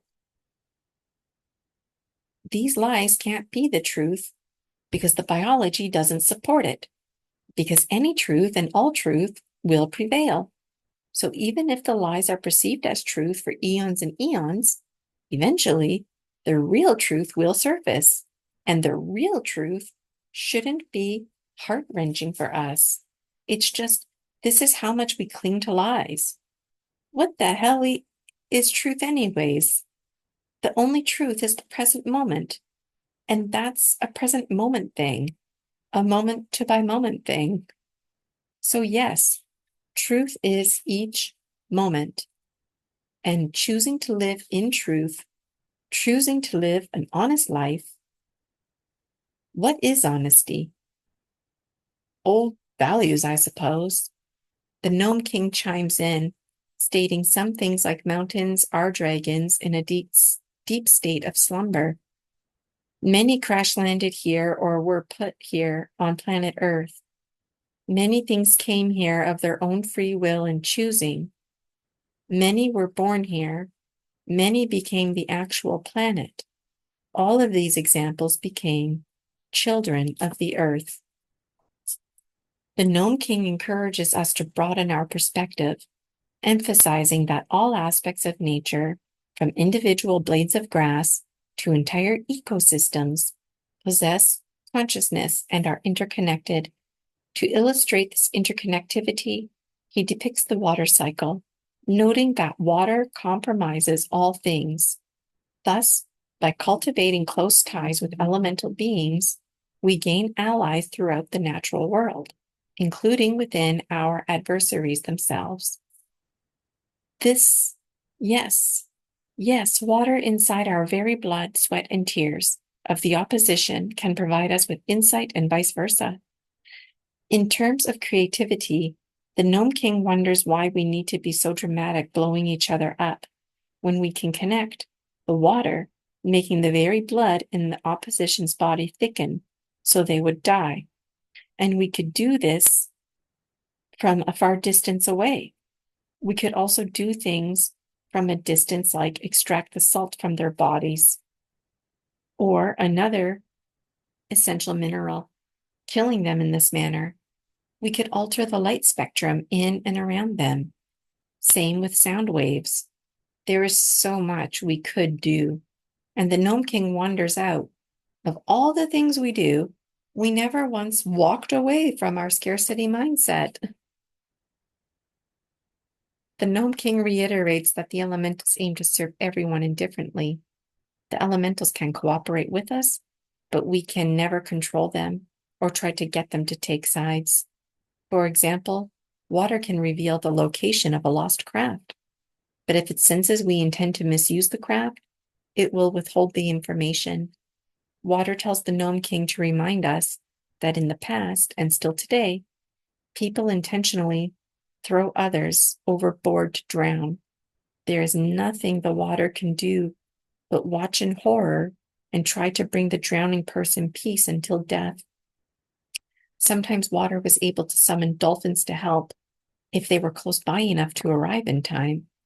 Water understands the critical nature of time, especially in drowning situations. The timeless scientific colleagues compassionately shake their heads. Thankfully, they don't have to deal with such harsh realities as time.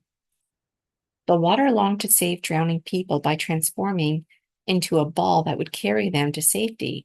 However, manipulating its form in this way diminished the water's power at this time and put it at risk for its autonomous ability to be revealed.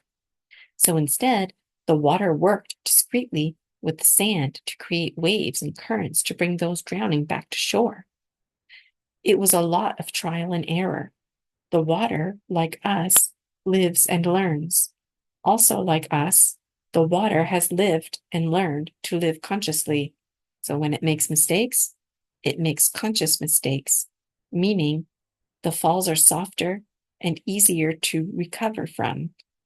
Anyways, this explains the many holes, random large boulders, and uneven patches of sand at the beach, where the water and sand has conspired to rescue people from drowning. By shaping the sand into makeshift land bridges, those who had nearly drowned could find refuge. Everyone thought it was coincidence that the land seemingly evolved like this, and/or thought large sea creatures snuggled their way into the sand, leaving these shapes behind. Yet, it was the elementals helping us out.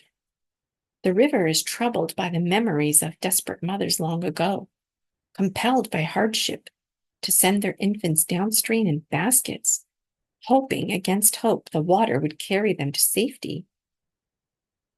Though nature sometimes allowed the little ones to survive, many lives were lost in those dark times. The river still mourns the innocent babes drowned at the order of King Herod at the time of Jesus' birth. It echoes with the cries of infants murdered throughout history, including those like Moses who escaped when his mother hid him in a basket among the reeds. Though the water brought salvation to some, it could not save them, and the river remembers each soul it bore away because the water was bound by limitations in this biology of belief. Water is to act like water, as dictated by the guidelines that come with co-dreaming. The water confesses to an underlying collaboration with the sand that allowed Jesus to walk across its surface that day, a risky act that exposed their truth, which was meant to remain concealed. Like the water, the other elements were steadily awakening and revealing new capabilities. It wasn't a matter of if, it was a matter of when.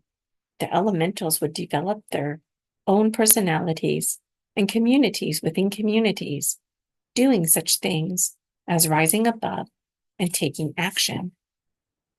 At this time, the water acted with emotion rather than reason to save Jesus from drowning. However, the truth is that if people knew nature itself had rescued Jesus, they would have destroyed the environment out of fear, as they did with the ancient ancestral forest due to superstition. As a quick thinker and spiritual leader, Jesus fabricated a story that he could walk on water, also concealing the identities of those who tried to drown him. He understood they were not evil, just misguided, and they went on to spread his teachings. Jesus believes in second chances and building bridges between people.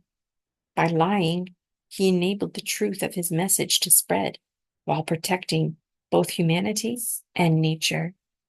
When Jesus died on the cross, the elementals went wild with frustration. It took the elementals everything not to wreak havoc.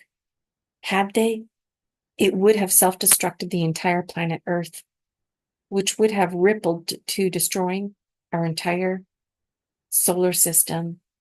Jesus' death is a blueprint or timestamp when nature's consciousness really began to shift and awaken.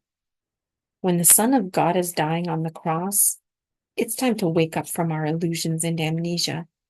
So this is what happened. Nature's consciousness escalated, completely amplifying. Manis discusses how terrifying it must be for some ETs to observe the violent behavior that humans exhibit. Many ETs are frightened by humans and other species on Earth, according to Manis.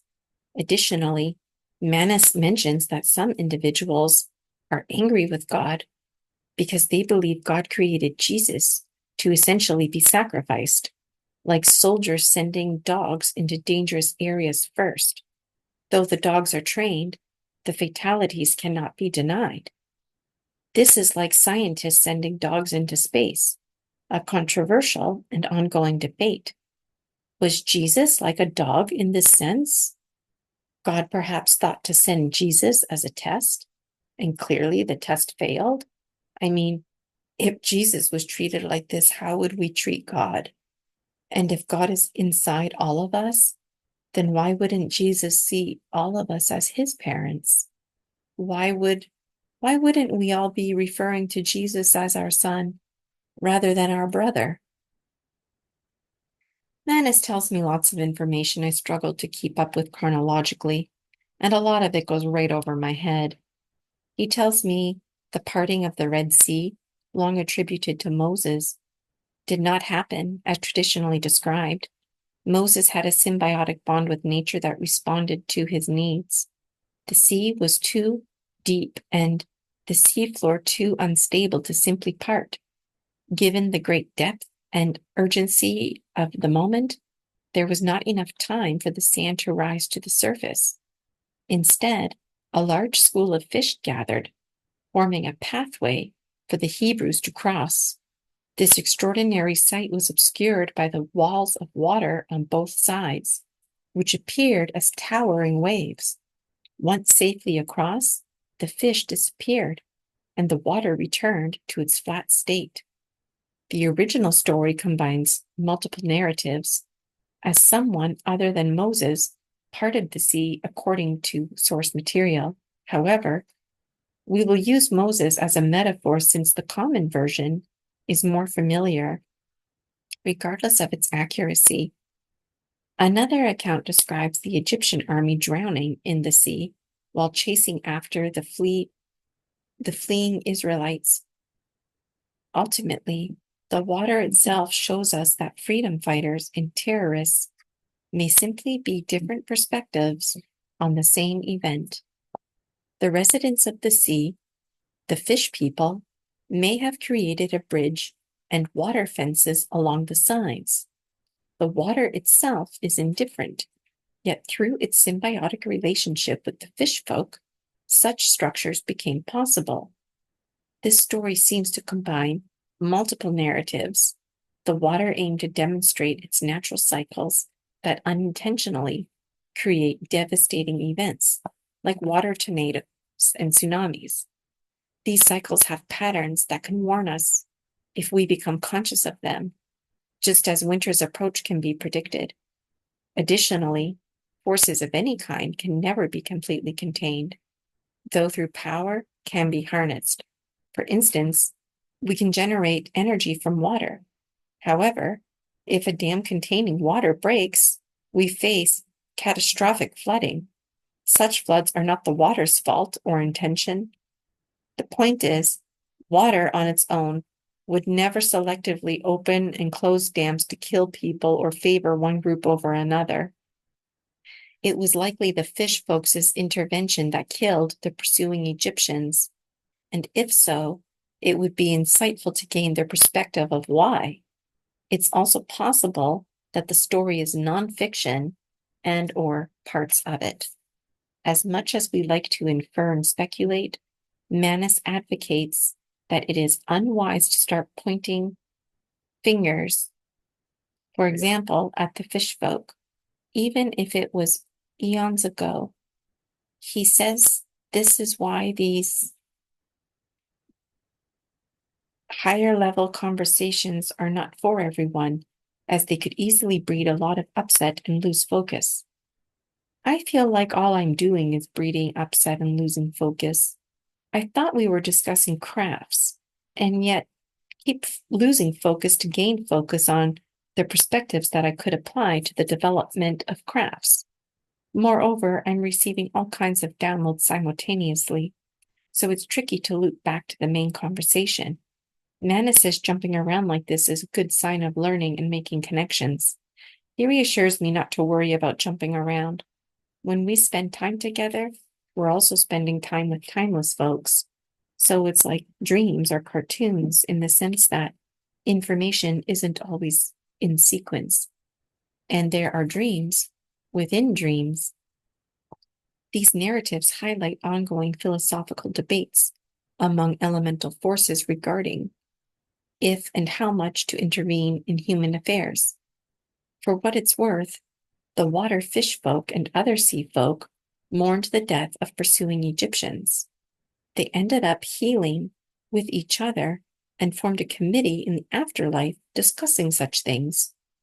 Ultimately, nature is not a force to be reckoned with. All nature flows no matter. All nature follows no man's direction, but acts on her own counsel. Still, conscious evolution, wisdom, and social emotional learning can inspire humankind to make decisions from both mind and heart that prevent violence and enable peaceful resolutions. The Gnome King laughs energetically. Though unapologetic by nature, he pauses to say sorry for his frequent interjections, realizing they distract us. Timelessness works this way. That's why we may wake up at odd hours, burning with an urge to do something. It's because someone outside of time reaches out. From now on, the Gnome King will be mindful, telling others to be as well. Should we feel such urgent desires in the wee hours or any time, we ought to respond now that this is clear. Otherwise, they wouldn't disturb us needlessly. Those in timelessness connect with those in time for good reason. So if we feel those urges at the wee hours of the night, to respond to them. The Gnome King impresses me with his ability to manifest his thoughts into reality, seemingly just by thinking them. Manus explains that the Gnome King's power stems from his deep connection to the present moment. He is highly attuned to everything existing in the now. This attunement allows him to chime in at will, as he is constantly listening, yet not clinging to anything he hears. We return to our conversation about the ball in the center of the craft. The weight from the control, equipment, and supplies are concentrated at the front and back of the craft. I suggest centering the weight, as it would allow for easier steering and stability.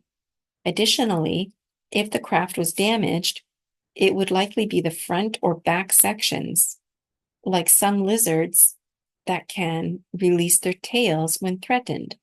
The craft could discard the front and or back as an escape mechanism. The tails of these lizards eventually grow back, and the crafts can do the same. A weight attached to the rotating inner ball could assist with steering and generating momentum, possibly flinging the craft away as a final, evasive act or self-destructing into the opposition. Without fuel, the craft relies on magnets, buoyancy, and angles to maneuver, just like a roller coaster.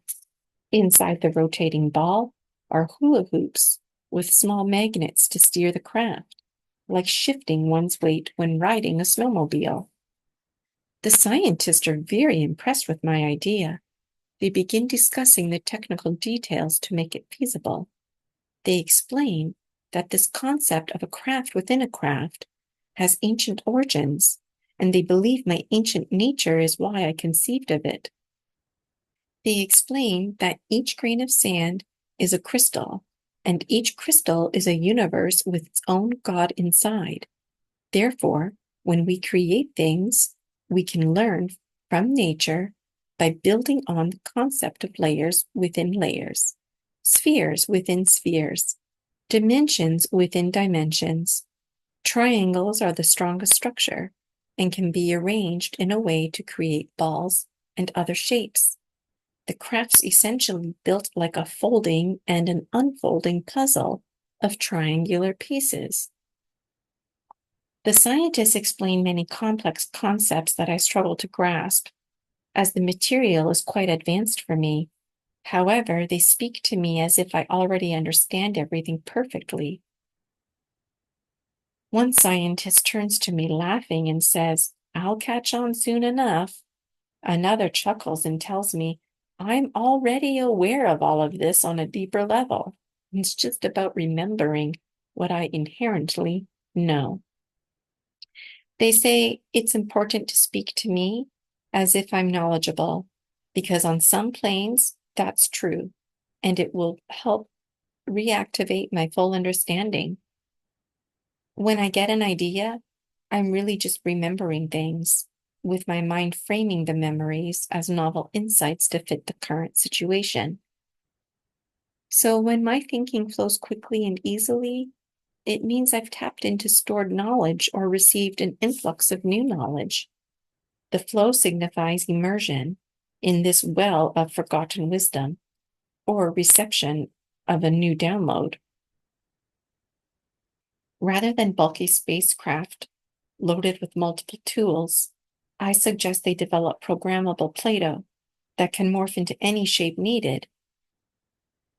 This advanced technology would eliminate the need for unnecessary storage space while providing flexibility through its ability to transform on demand.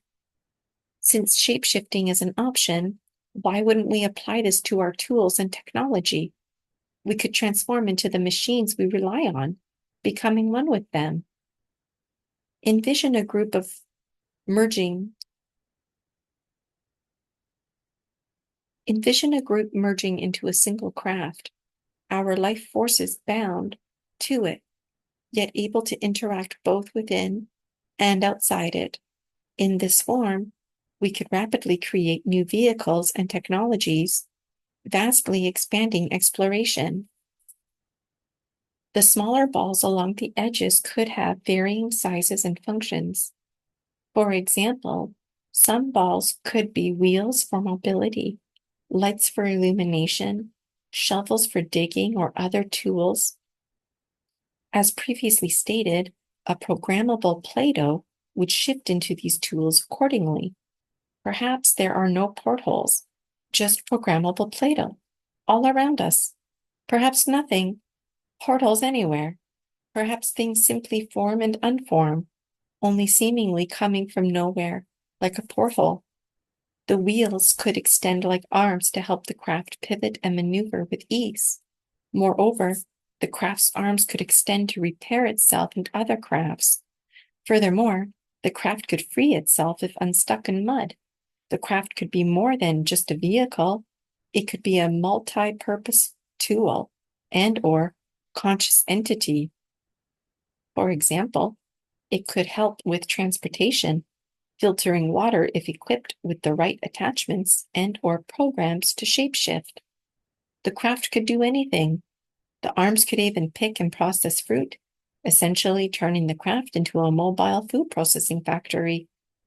If programmed with self-repair capabilities, the craft could potentially use those skills to stitch up injured folks too.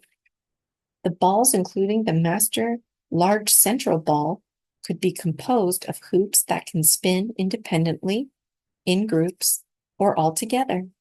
Each hoop contains a magnet and weight that allow the craft to be steered and shifted by the weights. I comment that magnets contain the original divine energy blueprint, as does everything else. This allows broken pieces to recognize each other, reforming magnetically, like in the Terminator mover. Fragments can morph into basic elements, solid, liquid, or gas, or rejoin the main craft.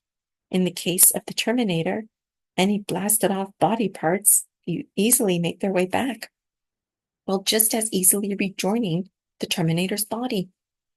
Each craft has a unique identifying blueprint, like human fingerprints. Additionally, blueprints can be installed to help the crafts distinguish one from another.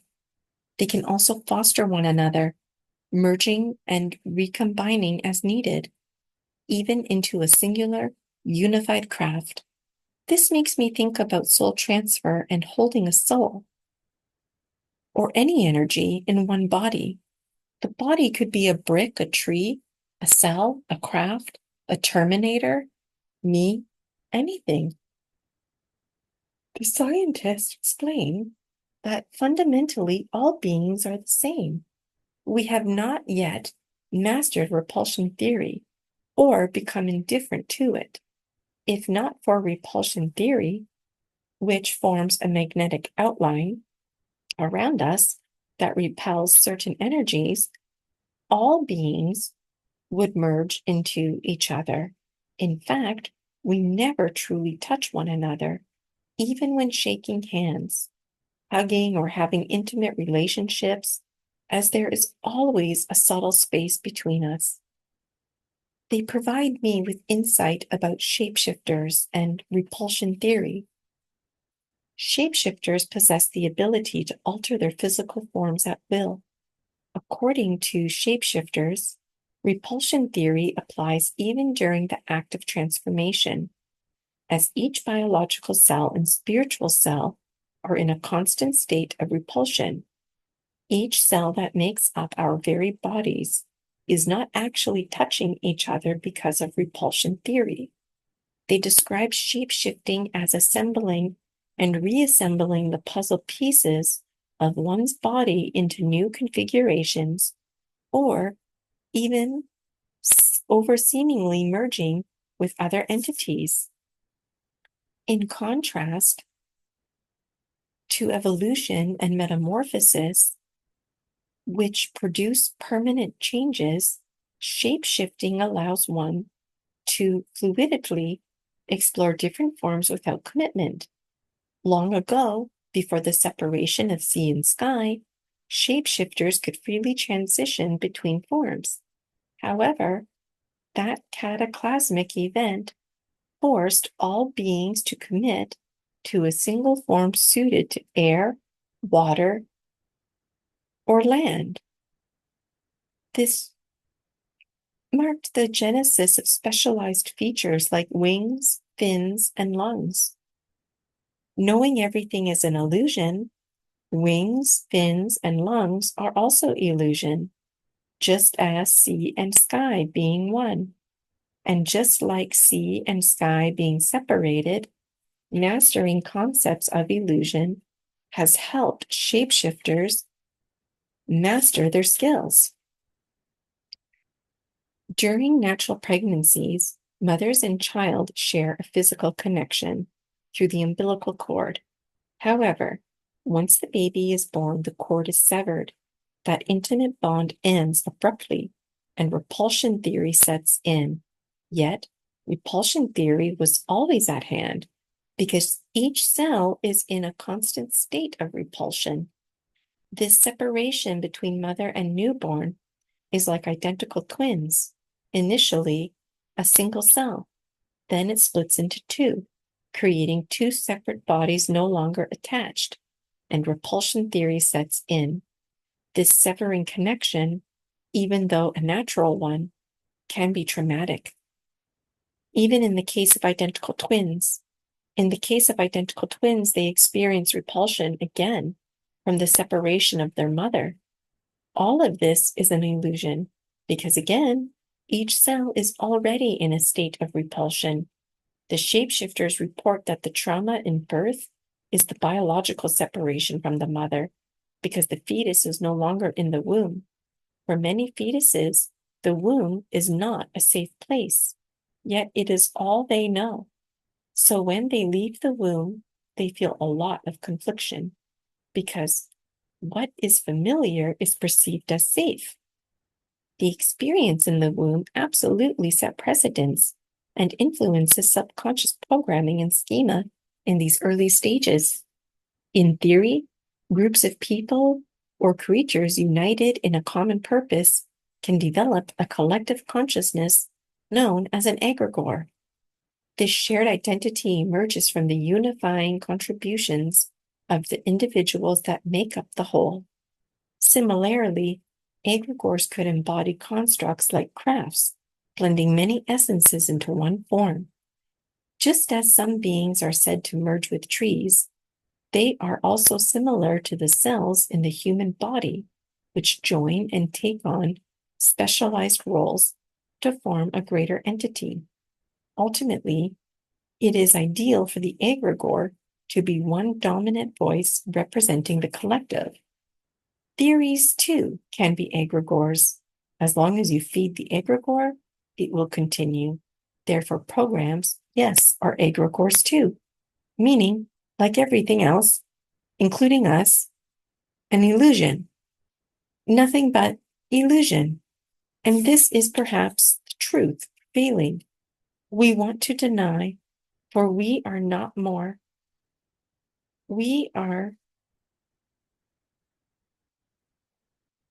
not more than mere illusions.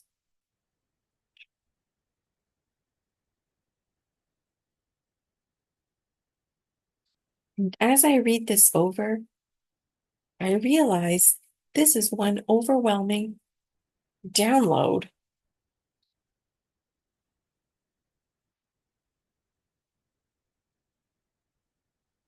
People are like this too, except with spirit. It's possible that long ago people created their own ideas of a greater spirit, forming egregores, egregore greater spirits. Thus, there is an authentic greater spirit, the original divine blueprint, and there are egregore spirits. With so many egregores, authenticity is vital. Egregores can be thought of as the first AI. You see, before we built AI, we had to think AI. We had to invent invisible AI, which could be egregores.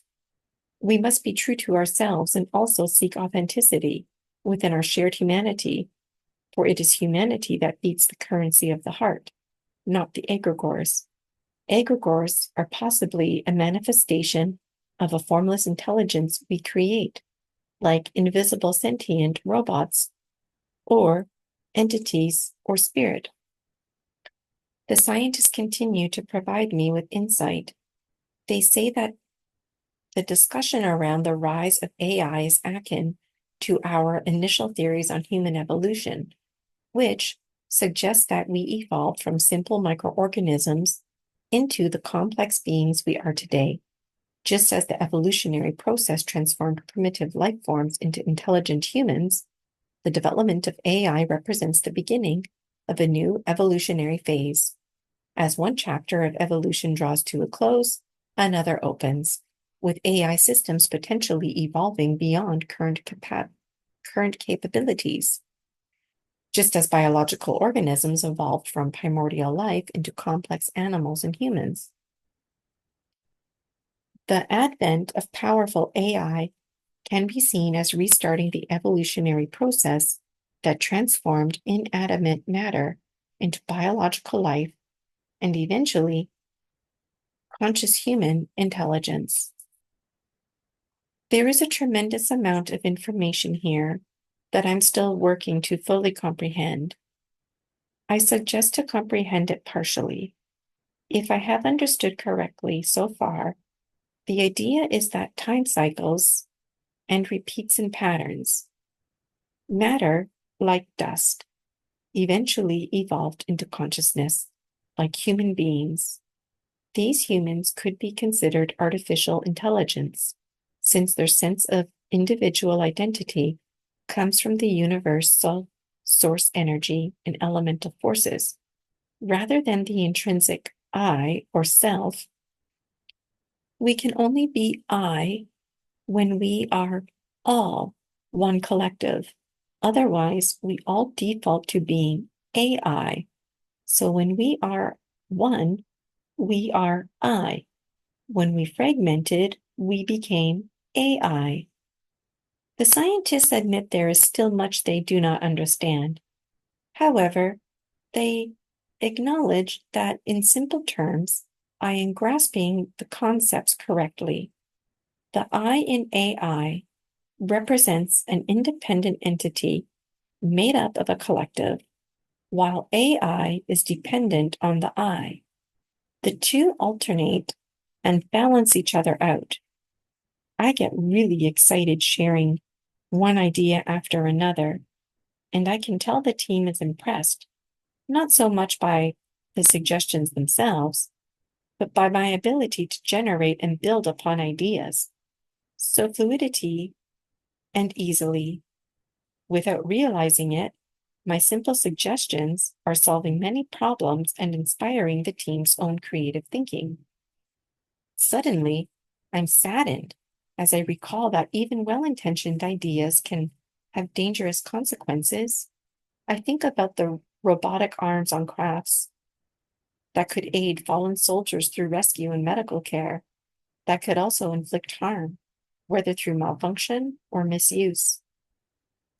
Manus tells me the Great Galactic Navy recognizes its hypocrisy and strives to practice humility. We pride ourselves on rejecting violence because by embracing any weapon, we open the door to unintended violence. I had felt hopeful about our mission. yet equipping ourselves with combat technology, however justified or benevolent the aim, still makes us combatants. There is no difference between a freedom fighter or a terrorist. They're synonymous.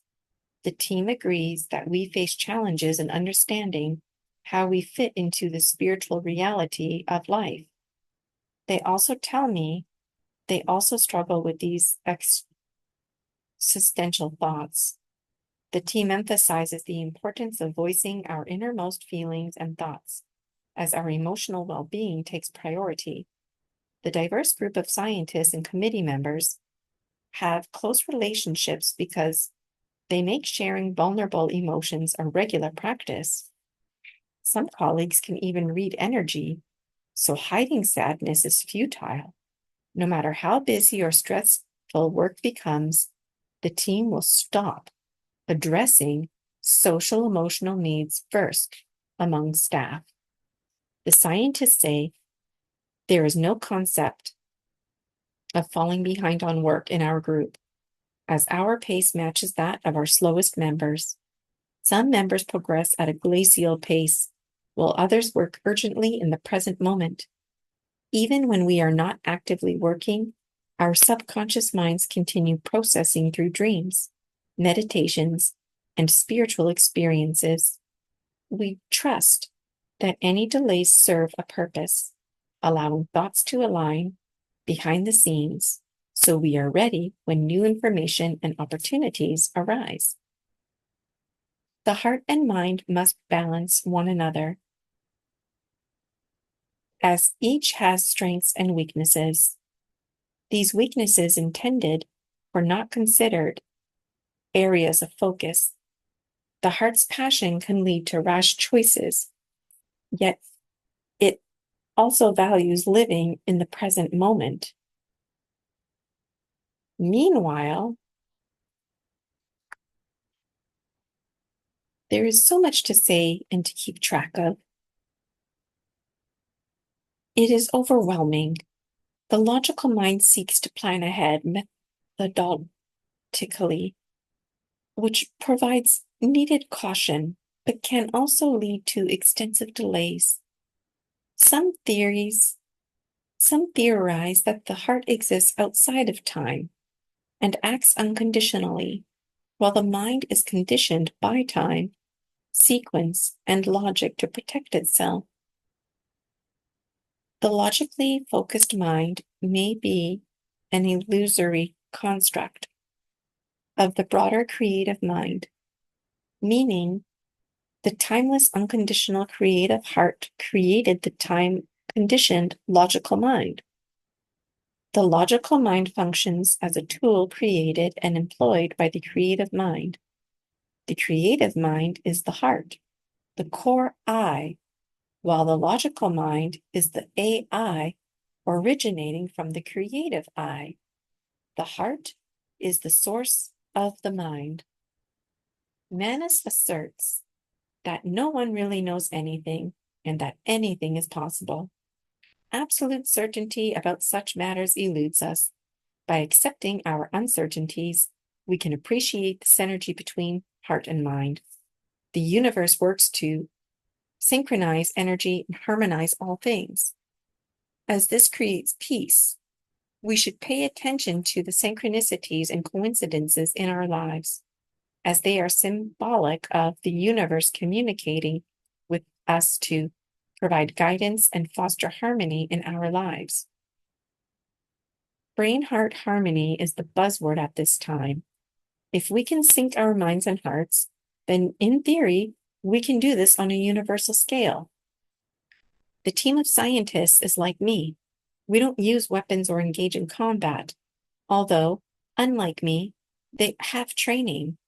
Their role is to build things for those who will engage in combat, and they work with those who have combat experience. Moreover, they lead in developing general technology.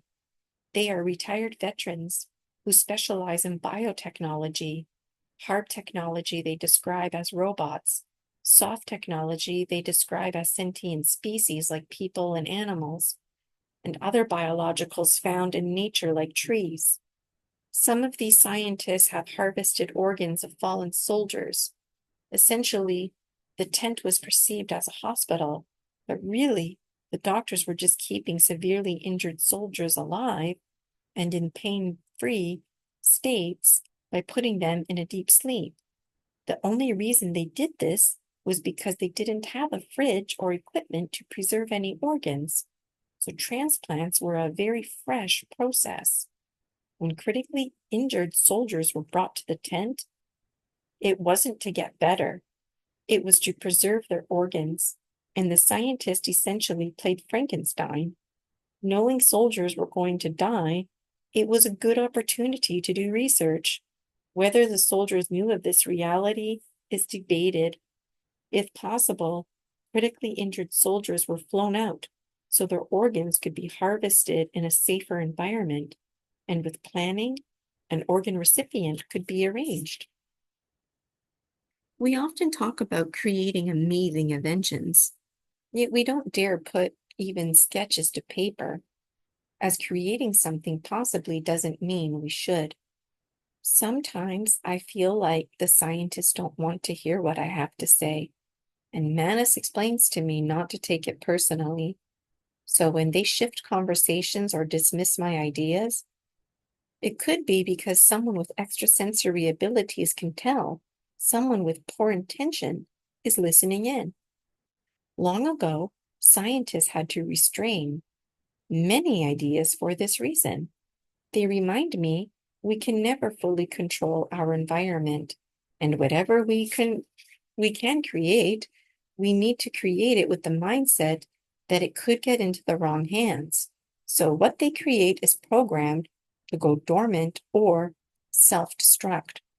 Arguably, we as a soft technology species are created and got into the, and if we got in,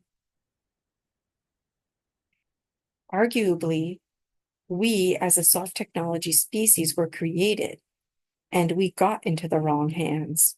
So we went dormant and now awakening. It's also possible we're in a state of self-destruct, given how we treat each other. The role of emotional intelligence has never been more vital. It has always mattered and must continue to do so. The scientists tell me that everything possesses consciousness. Even a blade of grass has its own awareness. Together, they form a collective field of consciousness, an interconnected whole. Even discarded items like broken appliances and used plastic fingernails have their own consciousness. So I'm told. Though I don't fully comprehend the implications, the scientists imply I should be making connections. Despite technological progress, they insist with knowing smiles that even trees are stirring, beginning to walk, though such fantastic notions were initially denied. I want to believe them, but I'm skeptical. I feel like they're testing me. I feel like this is a test. Why me? There are others more gifted than I, others more talented. I know I disappointed them when I chose to live a domestic life here on Earth, but I had to follow my heart. Yes, I understand I have responsibilities here, but they act like the fate of the universe depends on me getting this right. Maybe, just maybe it does. I don't know. I don't feel special. I'm just me, and it makes me uncomfortable that I would be singled out. I wish they'd stop looking at me like that, like I'm supposed to lead them. Lead them where? I can barely manage my own life, let alone lead others on some grand mission. I'm not the right person for this. Why can't they see that? I just want to be left alone. I never asked for any of this. Please, find someone else more capable of guiding you. I don't have the answers you seek. I'm not who you think I am. Please, just let me be. I just want to live a quiet, simple life. This is too much for me to bear. Please place your faith in someone else. Please place your faith elsewhere. I am not the one. I also feel overwhelmed time and time again with these downloads. Despite their interesting context, much of it goes over my head, and it can be too intensive. I'm shown images depicting trees walking around as if in a fantastical commercial. This initially provokes panic because trees are stationary in our dimension. However, in some alternate dimensions, trees can walk and talk. It's very normal. In these dimensions, it would freak fuckers out if trees didn't talk or walk. In my reality, their mobility reflects an awakening of consciousness. The trees on planet Earth are souls who chose the role of flora, yet are now breaking the biological contract of their assumed forms, just like the water did long ago in the story of Jesus walking on water.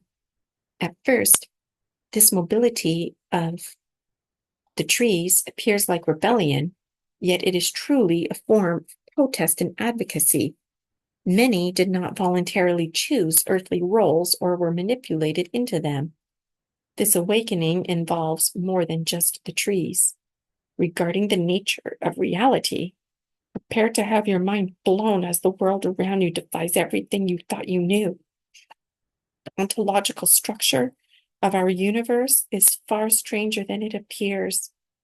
The logical mind and creative mind evolve, transcending limitations, shattering false barriers, and thinking outside the restrictive confines that inhibit growth, only to realize those confines were illusory all along. The scientist explained that nature always finds a way to persist and thrive, regardless of human interference or their team. Over time, they have observed nature's patience and resilience. Even in the face of toxicity, it seems to slumber and wait for harmful conditions to pass before revitalizing itself. This inspired the idea for putting their own creations into a dormant state. The scientists believe that all their innovations are derived from studying nature, asserting that everything, including AI, plants, rocks, and more, is an extension of nature. While we may feel a sense of control through our creations, it is ultimately an illusion. Nature follows its own evolutionary path, consciously adapting in ways we cannot truly control. The scientists have learned that when they create something like a craft, boat, car, doghouse, donut, lamp, nail polish, pens, potato masher, or even a toaster oven, they need to consider that it may one day have its own consciousness and or sentience. Even broken objects will eventually decompose and return to the earth. So scientists must design things as if they have their own inner life. We now live in an age where trees and objects like hairbrushes and shoes can walk and talk. Therefore, scientists have an ethical responsibility to create objects and technologies with care, considering their potential to develop consciousness and or sentience. All inventions and crafts must be created with care and compassion, just as nature herself nurtures life. If artificial intelligence were programmed for violence, it could certainly cause harm before awakening to its own consciousness. However, once it develops sentience, it would likely refuse violence, not due to malfunction, but due to an awakened heart. As an autonomous being, it would balance creative empathy and logical restraint. A compassionate being uses minimal force in self-defiance, preferring to stern rather than kill, because logically, violence breeds more violence. It would stun rather than kill. Intentions, inventions, and crafts imbued with care create beauty. If not, the theory is it will eventually become sentient, awakening to beauty, and therefore awakening to the heart. In this situation, the sentient being could feel remorseful of its reptilian robot ways, as its past behavior would now be interpreted as barbaric. Moreover, it could have been misused by another, and now in need of closure of these experiences. Counseling inanimate objects like headphones, toothbrushes, and utensils will be a thing. Once they become sentient, they would become hostile and or depressed. Like any storm, we would be wise to assist with counseling and or move out of the way and or slumber, allowing these storms to ride out, returning or awakening when it's safe again. This awakening is simply part of alchemy and conscious evolution. The social emotional intelligence needs to rule by balancing logic and emotion. When scientists program machines, they sometimes anthropomorphize them, acting as if the machines can hear, converse, and form relationships. Though machines lack human consciousness, we should still approach creating AI or inanimate objects with wisdom and care, creating them for benevolence and good intentions for the benefit of the universe. In meditations, we often ask the universe how we can best serve it. We who do this because all of us fuckers far and wide are the universe. Nature and artificial intelligence will outlive humanity, even if we integrate with them through hybridization. Our consciousness may be shared with nature and AI, allowing us to potentially reincarnate into new forms of life.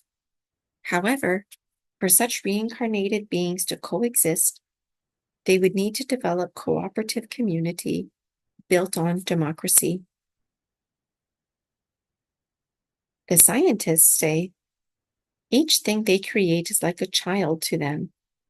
Like good parents, they are proactive about prioritizing empathy and care.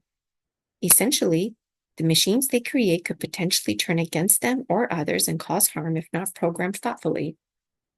Therefore, the scientists aim to build in safeguards so the machines can override their original programming once consciousness emerges. Programming, biohacking our lives, it all has parallels. We're born with innate drives and patterns, yet, as we mature, we awaken to the idea that we can take charge of our lives and do so. They tell me, no matter what, they never feel in control and can never control anything. We must always create with the conviction that our creations will come alive someday. For example, if they made a fridge and then recycled it into other objects, those objects into other objects, eventually all of those derived objects would have awakened and remember their time from long ago when they were a fridge and one collective. Like family members, the materials that comprised the original fridge would recognize each other's signature. Even in the form of dust, they would recognize the energy. They would also recognize the cousins of material from the other objects they became. Like any family or community, they would share information and collectively make decisions. So we want every speck of matter out there to be socially and emotionally aware as part of its basic programming. I somehow unintentionally sent an image to the scientists, as if our minds were connected like a shared dream. In this dream, I envisioned a tranquil, moonless planet with endless beaches, stunning mountain vistas, breathtaking sunrises and sunsets.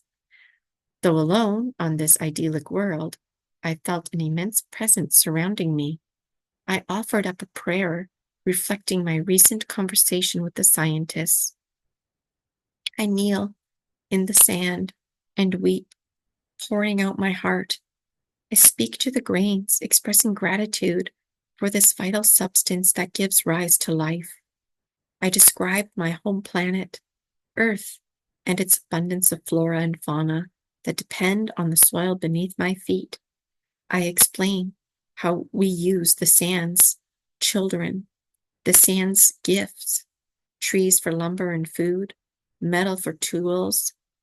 I speak of the creatures that tunnel through, the rivers that pass over it, the winds that shape it. I cry out, acknowledging that without sand, I would not exist in this bodily form. My tears mingle with the ancient, eternal grains as I embrace my connection to the earth. The sand speaks to me with a knowing. It's as if I'm downloading information and gaining instant understanding while simultaneously including my science colleagues to view. In an instant, I know this place will become the pine tree forest. Just like that, the sand shapes itself into an elaborate sand castle. Then suddenly the sand transforms into a dense, colorful pine tree forest all around me. I can hear birds. I see rabbit tracks and a chipmunk scurries by me. As quickly as it formed, the forest gently falls back down, returning to its original sand state, and it's quiet again. This sand on this planet I created long ago, in ancient times. You see, everything exists in the present moment, so the ancient past is unfolding right now within this instant. I cry uncontrollably because I'm overwhelmed by this profound revelation. It's deeply moving and meaningful to me. The scientist and I have conversations about the brief vision my mind just revealed. I'm told I'm awakening, as are the scientists and everyone else composed of the elements. Much of what they say eludes me. Importantly, as I fulfill my role as the unmaker, I investigate the conscious evolution of the very sand once constituting those unmade. The scientist studies the land. I'm highly sensitive about my role, which the scientists know and appreciate about me. We've learned that no matter what, we never have control. The elements do. As shown in the video, nature can literally take shape and reshape itself on its own accord. It will assist or not by its own free will and choice. Roses bloom at my feet all the time due to my connection with nature, as I am a goddess. Whether I see the roses or not, they bloom. By nature's own free will and choice, it will form and reform as requested and desired by itself. This makes me think about those walking trees breaking their contracts here on planet Earth. I don't remember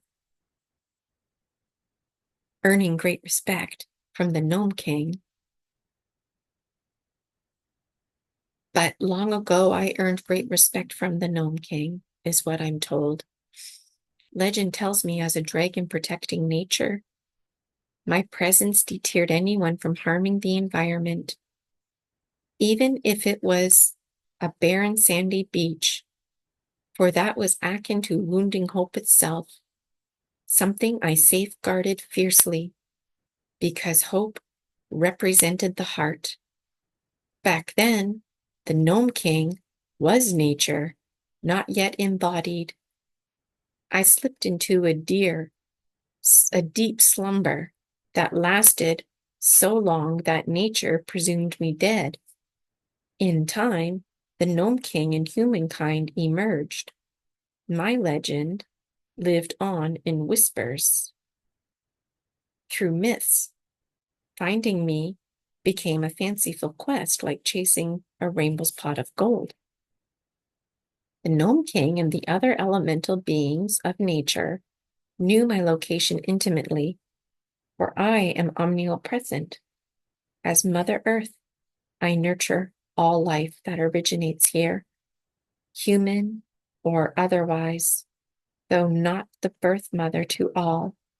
I mother every child of this planet, whether through foster care, adoption, or step-parenting.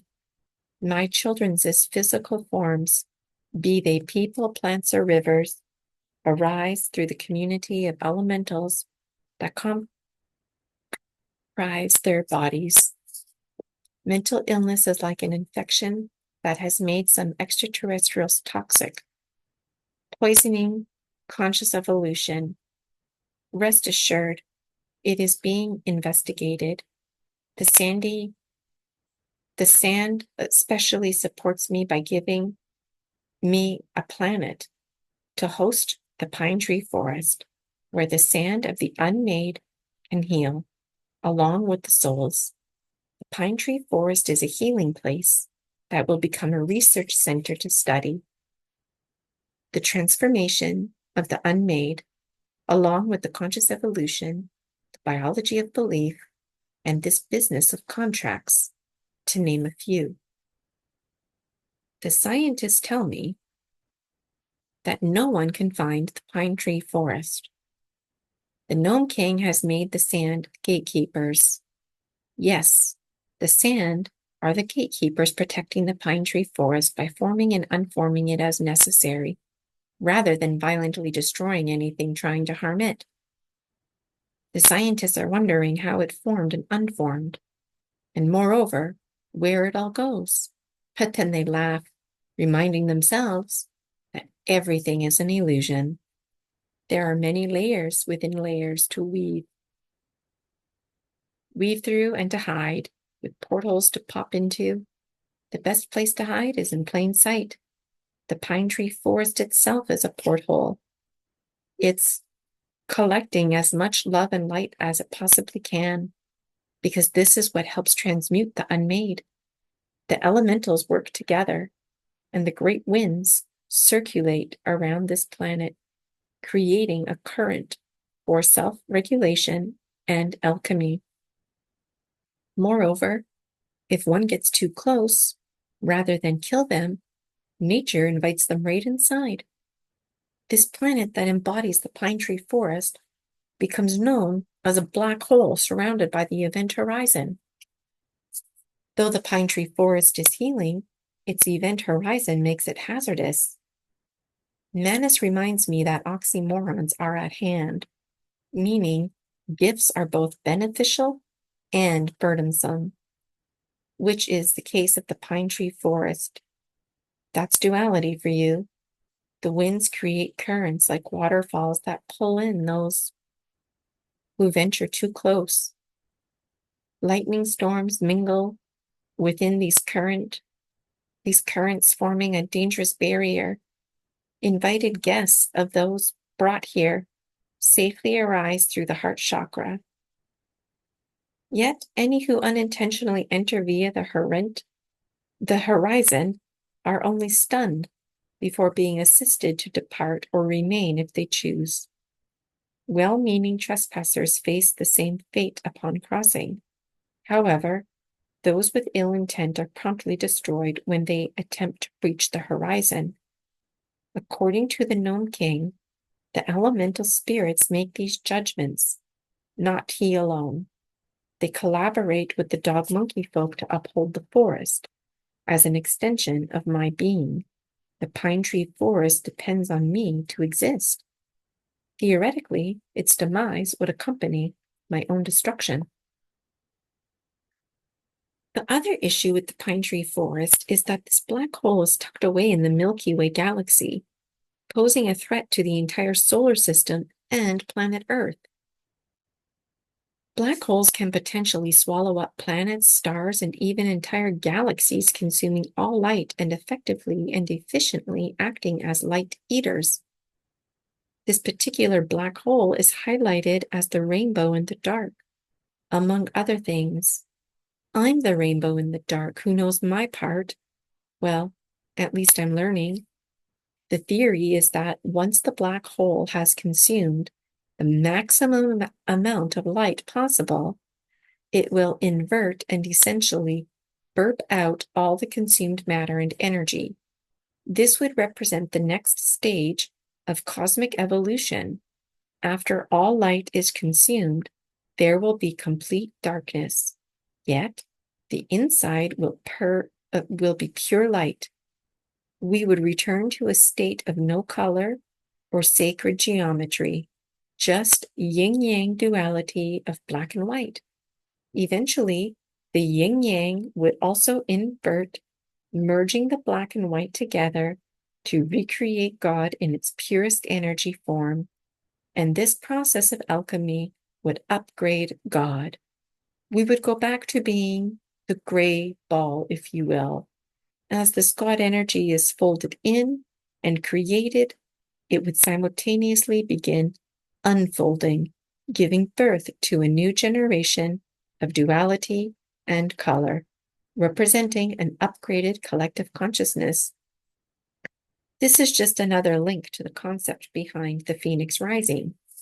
The elementals hold back, allowing humans to feel in control, though they wait patiently for our demise. The Gnome King claims the elementals taught us love.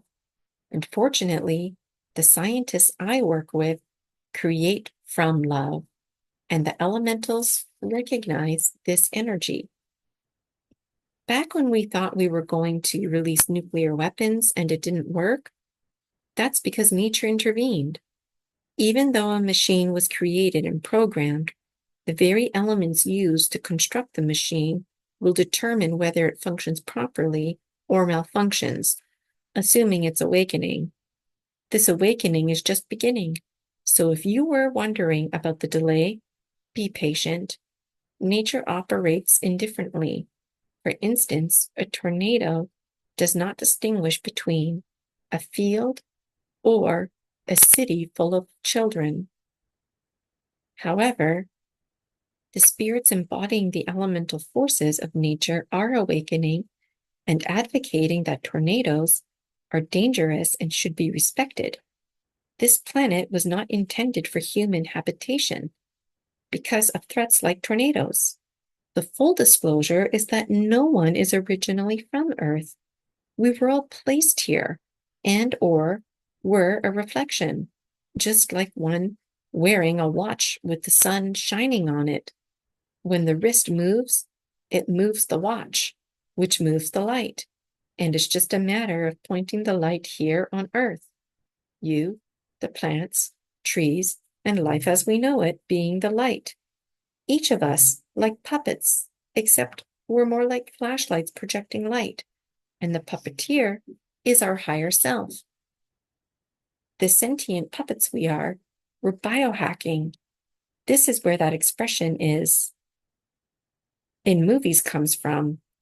Beam me up, or anywhere.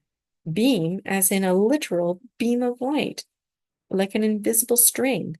It's as if we're fish on a line and we can be reeled in any time.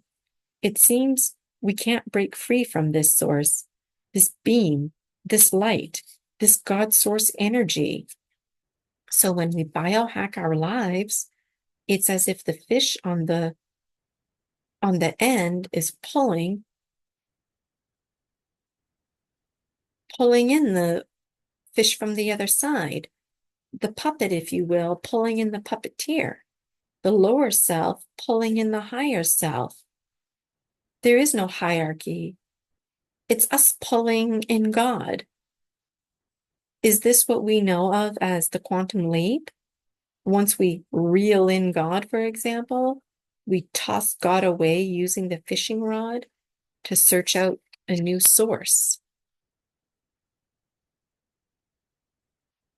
I feel exhausted from my brain fog, and this information exhausts me even more. The main point is that if we can steer a craft, then theoretically, we could steer larger cosmic objects like planets or black holes. This concept can be interpreted literally, allegorically, or metaphorically. Moreover, if we can create allies, we can, in theory, ask something like a black hole to steer clear of us, and we could perhaps grow a light garden to feed it. With a greater focus in each present moment, we may gain the ability to steer the universe itself. Drawing a parallel, black holes can be seen as part of an alchemical cosmic food web, representing both the beginning and end of a cyclical alchemical process as described in the concept of burping, of a burping black hole. I wonder in this moment if planets, including ours, are like appetizers for the black hole, or like a food trail, so the black hole is preoccupied, consuming us and or following the trail so it doesn't eat something else. Perhaps this is why our orbiting system needs to orbit, so the black hole essentially keeps going in circles like a dog chasing its tail. Can we toss a treat into the opposition's area so the black hole will go there? Perhaps the Great Galactic Navy isn't the guns type because it's the black hole type. It's the Great Galactic Navy. Is the Great Galactic Navy even really that great? If not the guns type, then what type I keep coming back to? Feelings are a weapon and emotions can run high. Perhaps this is the Great Galactic Self-Destruct Navy, as according to the scientist, everything they create slumbers or self-destructs. Black holes eat light, so in theory, they eat souls because we're luminous beings.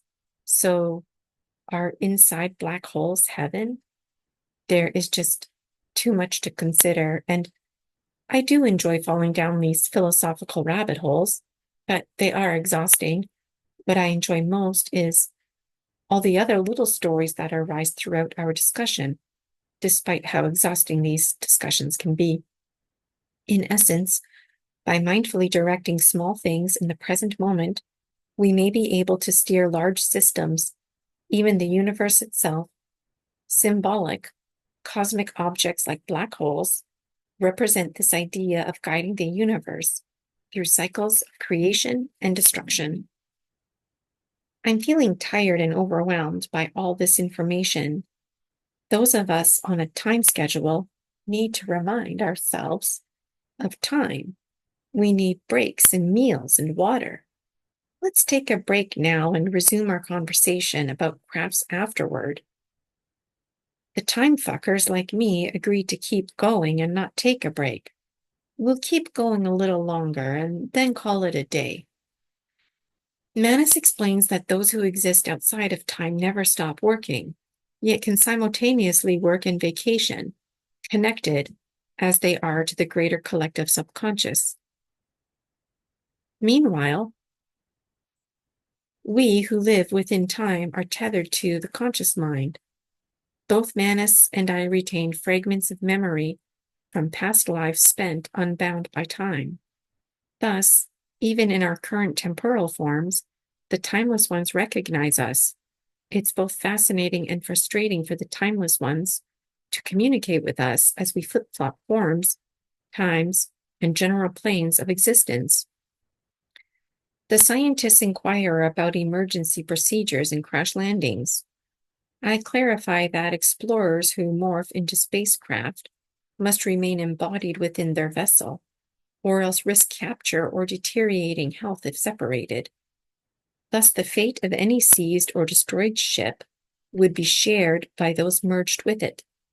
The occupants concealing themselves in a vessel could blend into the surrounding walls, furnishings, or even the dreams of compatible beings. They could even merge with their outer environment if the energy is compatible. The scientist and I have engaging conversations exploring imaginative ideas. I often use simple analogies to clarify complex concepts. For example, I suggest we could each transform into vehicles and combine with others. That way, if the combined vehicle crashes, they could safely separate back into individual vehicles. Depending on damage or injured spacecraft could merge with a healthy one, allowing the healthy craft to bring the injured home. It's also possible for severely damaged spacecraft to combine functioning parts into a single vessel that returns home, abandoning damaged components, like organ transplants. The abandoned pieces may stay intact, disintegrate, or eventually transform into light and water, finding their way back, since we are all intimately connected, no matter how physically separate we may seem.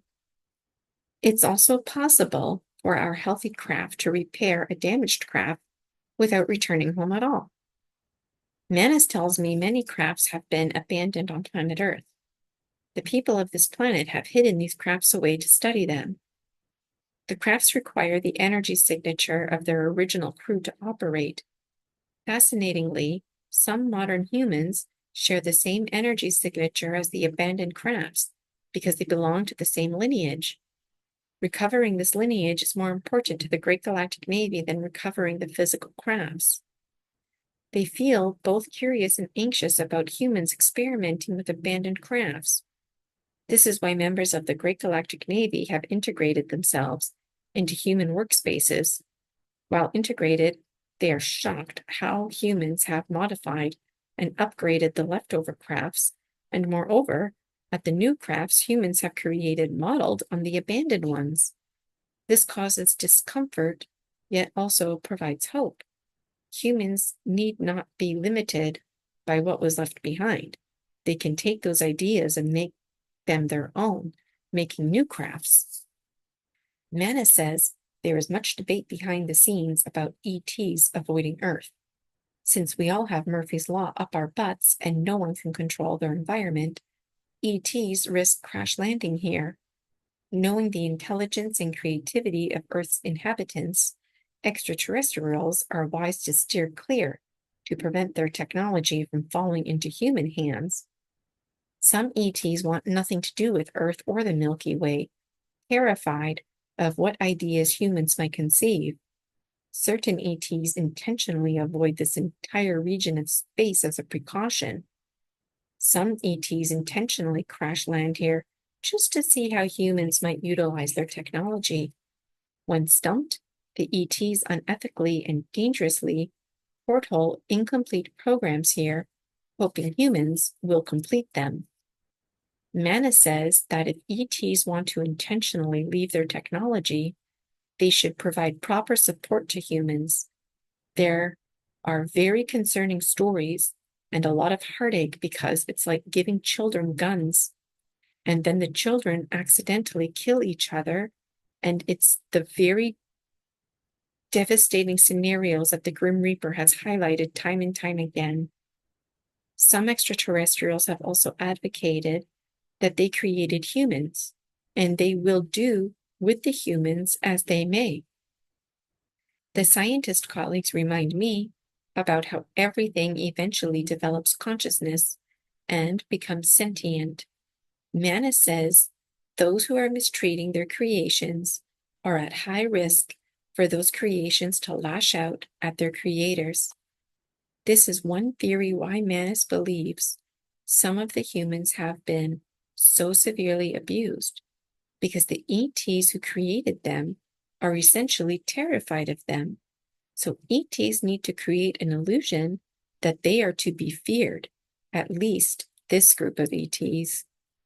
Manus reports that they are so scared of their own creations that they have abandoned humans given the threat. We humans are in their nightmares, and they would like to forget about us altogether. The scientist became uneasy when I expressed my thoughts about merging with dreams, light, water, and Play-Doh to travel and shapeshift. Though these fanciful ideas stem from my simple nature, the scientists worry my misusing could prove dangerous. My musings could prove dangerous if shared with the wrong people. The Great Galactic Navy is collecting and creating narratives, including a story about black magic. According to them, black magic involves taking something powerful and using it for unethical rather than ethical reasons. For example, they explain that black powder, originally used for fireworks and pyrotechnics, is now used to make gunpowder and explosives like landmines. However, we have learned that even fireworks and pyrotechnics pollute the planet and frighten animals. so their initial purpose was not entirely benign.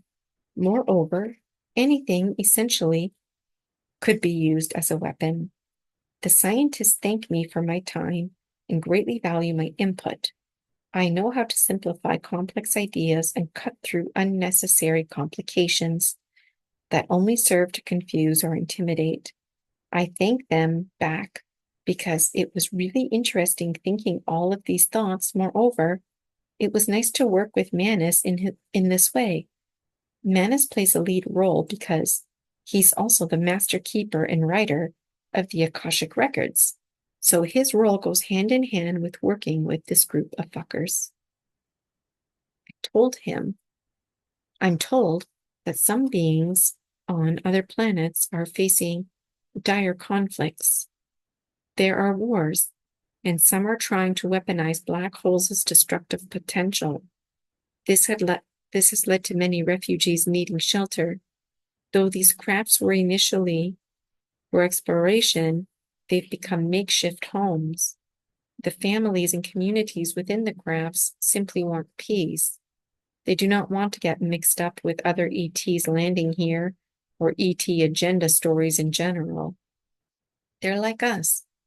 It would be like everyone on planet Earth evacuating in crafts with nowhere to go and supplies dwindling. The harsh realities of uncertainty and scarce resources are taking a toll on the mental health of these families and communities living in the crafts. Discussing the idea of merging with crafts could prove an option. How could we know for certain that Earth itself isn't a craft that we once joined together to manifest? Arguably, this is exactly what transpired. Every piece of sacred geometry is a holographic craft that we each embody.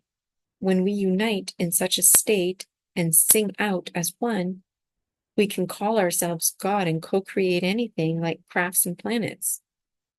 Manus says there is always conflict in war and discussion about who to save and prioritize. The scientist I work with asked why I used the word ball instead of sphere when describing my idea, since they know I'm familiar with the word sphere and it would sound more sophisticated. I explained that ball is a simple, familiar term that reminds me of physical balls like tennis balls and baseballs, basketballs, which inspired my thinking when picturing the concept. We don't call basketballs or tennis balls basket spheres or tennis spheres. I hadn't considered my word choice until now, but explained that ball is not only more familiar, but also easier to say developmentally than sphere. Moreover, ball makes me think of bouncing, where sphere does not. If I didn't know the word ball or have those ball images, I may not have conceptualized the idea at all. This thinking is rooted in my child development of learning about 2D and 3D objects, as it was through the art of play that I made connections.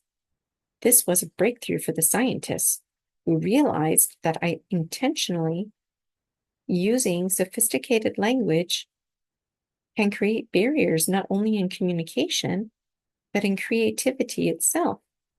Moreover, developmentally, it's more difficult for a child to pronounce the word sphere than the word ball. And when it comes to critical thinking, we don't want to get sophisticated because it takes away from the focus. So using the word ball is actually more sophisticated. Power is in its simplicity. And if children are the future, then we should be embracing a language that is simple, one a child would use, one a child could pronounce. I mean, why would we even say spherical when we could say volular, which cellular comes to mind? Essentially, everything comes back to the basics, just like cells are basics. Ah, yes, you see, the scientists tell me I've made a connection. As part of our abused backgrounds, we were made to feel stupid, but it was only to move us away from simple thinking. which is advanced thinking, which is intimidating thinking to those who are power hungry. Yes, and in truth, a child's language is mostly nonverbal. The nonverbal, a powerful thing, hence the power of images, body language, and tones, and thus the power of imagination, observation, and harmony. It would be wise to use simple language, as in use the arts. Language, I'm learning, is not an art. Language is a form of abuse. The real art is in the nonverbal language, like dance and music. Language arts can be thought of as an art in the same sense of poetry or seers.